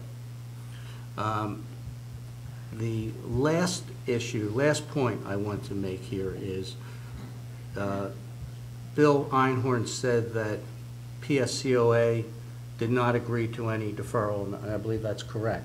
I think there were other unions that did not agree to deferrals as well, either the first or maybe they agreed to the first but not the second. PSCOA was not the only one. I don't have a list of them sitting here, but I know there were others. I think that you agree, since you've negotiated those agreements, as you stated, there were some unions, UFCW, PSSU, PSEA, that when the agreements were negotiated for fiscal year 11-12 through 15, they and the Commonwealth agreed to a retroactive reduction of the contribution rate from 440 down to 400 effective July 1, 2010, as ASME had done in its November 17, 2010 agreement. What they agreed to was that the Commonwealth contributions, correct, would be $375 effective July 1 of 11, and any payments above that would be credited against future payments to the trust, under the collective bargaining agreement. But they would get a credit based upon a revised contribution rate of $400 going back to July 1, 2010. Get a credit?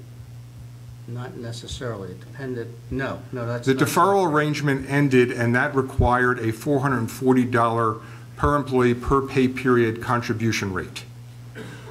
AFSCME then agreed. June 30th, 2011. Yes. No.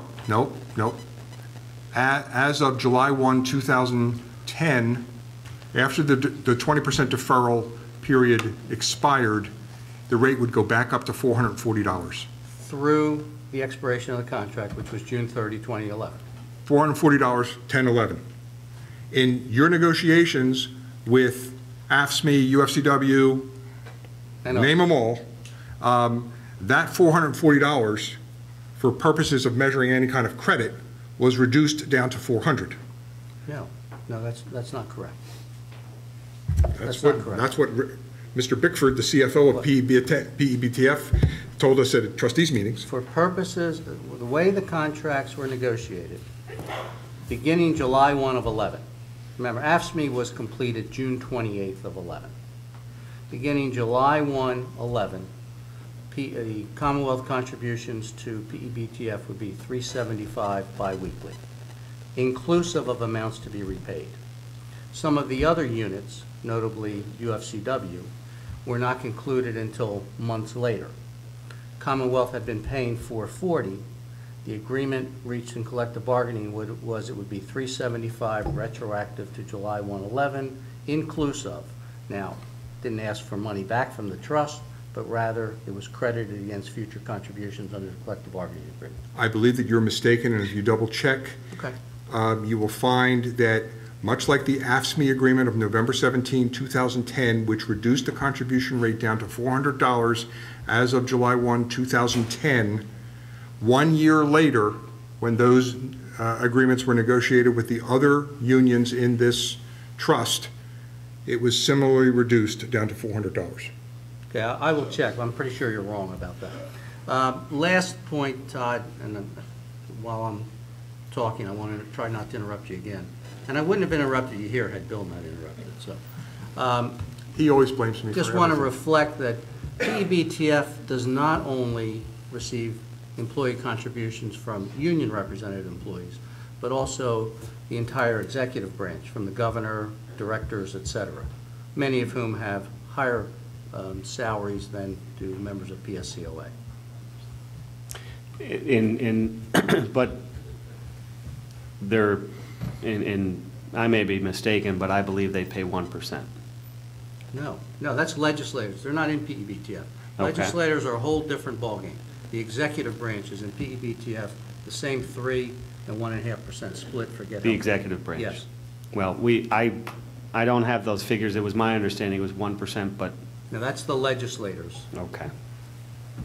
So I think this discussion back and forth, before I get back to my slides, I think probably proves our point. We don't want to be involved in ASME's negotiations. We want to be separate from what ASME negotiates with the Commonwealth. That's why we want our own trust. And we're being, in essence, it's having an effect on us, a negative effect on us, because AFSCME is bargaining lower rates. It's lowering the amount of money that's going into the trust fund. And we don't want to be a part of that, and we shouldn't be a part of that. So we'll go to the next slide. The figure that Arbitrator Einhorn and Arbitrator D'Angelo were just talking about comes to $226 million. On September 15th of 2011, at the trustees meeting, that figure was presented, and there was a write-off of the $226 million from the books of PEBTF. And that $226 million was, I think $176 million was credited, would be accredited to ASME. 172 million. 172 would be what ASME agreed to, and then the other amount would be be it the other unions or be it the non-union employees. So that's the ultimate effect that it had on the trust, $226 million. Now, of course, we tried to do something about it. We didn't just sit back and say, okay, we're going to see $226 million just go away from the trust and do nothing about it. The first thing that we did was President Pinto wrote to the trust, wrote a letter to the trust on December 12th of 2012, basically objecting to what happened and asking the trust to take action to remedy the situation. And he received a letter on January 3rd from the counsel for the trust, and the letter indicated that they were going to decline to take the action that President Pinto had suggested they take. President Pinto was alleging that there was a potential breach of the trust of the fiduciary duty. Now, that letter went into the trust. The trust responded. We then also, at a Board of Trustees meeting on January 17th of 2013, our trustee Einhorn, made a motion that the trust do something about this. And under the rules, he needed a second. And if that second on his motion was had, there would have been, I would suspect, some healthy discussion on his motion. Unfortunately, he couldn't even get a second on his motion. So there it died in the trust. So not receiving any response from the trust, PSCOA, not PSCOA itself, but members of PSCOA, President Pinto, Vice President Walsh, Storm, and Bloom, who are participants in the trust, sued the trust for a breach of the trust and fiduciary duty. And that action was filed on May 30th, 2013. And after we filed the complaint, the trust filed preliminary objections, and Arbitrator D'Angelo alluded to those before. Those preliminary objections were ruled upon by order dated February 5th of 2014. Now, what the judge said was, the judge granted the preliminary objections, and he gave the plaintiffs the ability to file an amended complaint that was filed. But what's interesting was the judge's, part of the judge's decision, which could be considered dicta. He said, in regard to the deferral of the contributions, he called them of a questionable merit. So even though he wasn't ruling on that, and it was a one-page order from the judge, but he felt compelled to put that in his one-page order, that he believed that the deferral of contributions was of a questionable merit. And that matter is still pending before the court. The point of that is, and we're not trying to relitigate, we're not trying to litigate that lawsuit here. And I suspect, you know, there may be questions in regard to me, or maybe perhaps in the Commonwealth's presentation, about the merits of the lawsuit. That's not what the point of this is. The point of this is, and I said this earlier, AFSCME is negotiating its rate. The other unions are negotiating their rate. We don't want to be involved in that. It's having a negative effect on the trust itself. The money that's going into the trust is being reduced. We have no control over that. Not only is it being reduced, but it's, in our opinion, it's being retroactively reduced. And that's why we believe that's another reason, in addition to the subrogation issue, where we don't believe the subrogation claims are being vigorously pursued. We don't want to be involved in this using the trust assets for bargaining purposes. And that's really what's happening here. AFSCME is using the trust assets for bargaining purposes, and we want to be out of that. The next issue, and this is, I'm glad Arbitrator D'Angelo brought this up before, because it's also one of our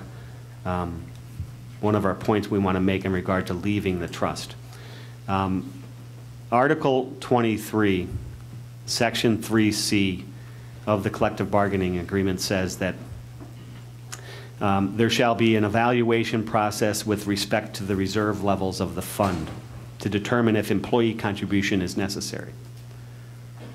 So going back to that 3%, 1.5%, this provision specifically says that if the fund's actuary certifies that a 3-month reserve of projected claims and expenses has been achieved and will be maintained for at least 6 months, the trustees will evaluate whether employee cost sharing for employees hired before August 1, 2003 can be reduced or eliminated, provided at no time shall any such reduction or elimination of cost sharing result in the reserve be reduced below the 3-month of total projected claims and expenses. So, similar to what Arbitrator D'Angelo said when he said, if the trust would collect more in subrogation, then that perhaps would allow the Commonwealth to negotiate lower rates, lower per employee, per paycheck rates. What we have here is a mandate in the collective bargaining agreement that says that if reserves and if claims and expenses are at 3-month reserves at 3+ months or more for 6 months, the trustees will evaluate whether the employee contributions can be reduced or eliminated. So let's take a look at where those reserves fall. And you see this chart here. This, and are we at tab C? Yes. 11C. So this is a monthly financial projection update, and it's dated March 30th, or March 20th, 2014. It says January 2014 on it. And this is produced by Towers Watson. And what they have here is they have the reserve projection. And the first thing we can see, and the little blue dot at the top is the reserve projection, and that's the months of reserve. So we see back in fiscal, the quarter, 2012 first quarter, we have a reserve amount of about 4.9 months. And then we go through all of 2012, all of 2013, all of 2013, we have a reserve amount of well above 3 months. Then what Towers Watson does is it does the projection for 2014, it does the projection for 2013. And again, their projections show that we have a reserve, months of reserve of above 3 months. So the point is this, the point is, again, one of the reasons we want to leave the trust is because, number one, as Dr. Spinaris testified, we have a group that has a unique set of mental and physical stressors upon them that we believe can be better addressed in a standalone trust.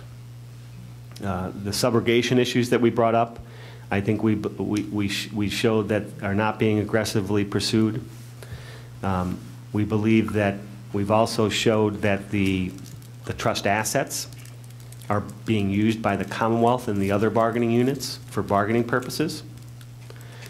And the employee contribution rate.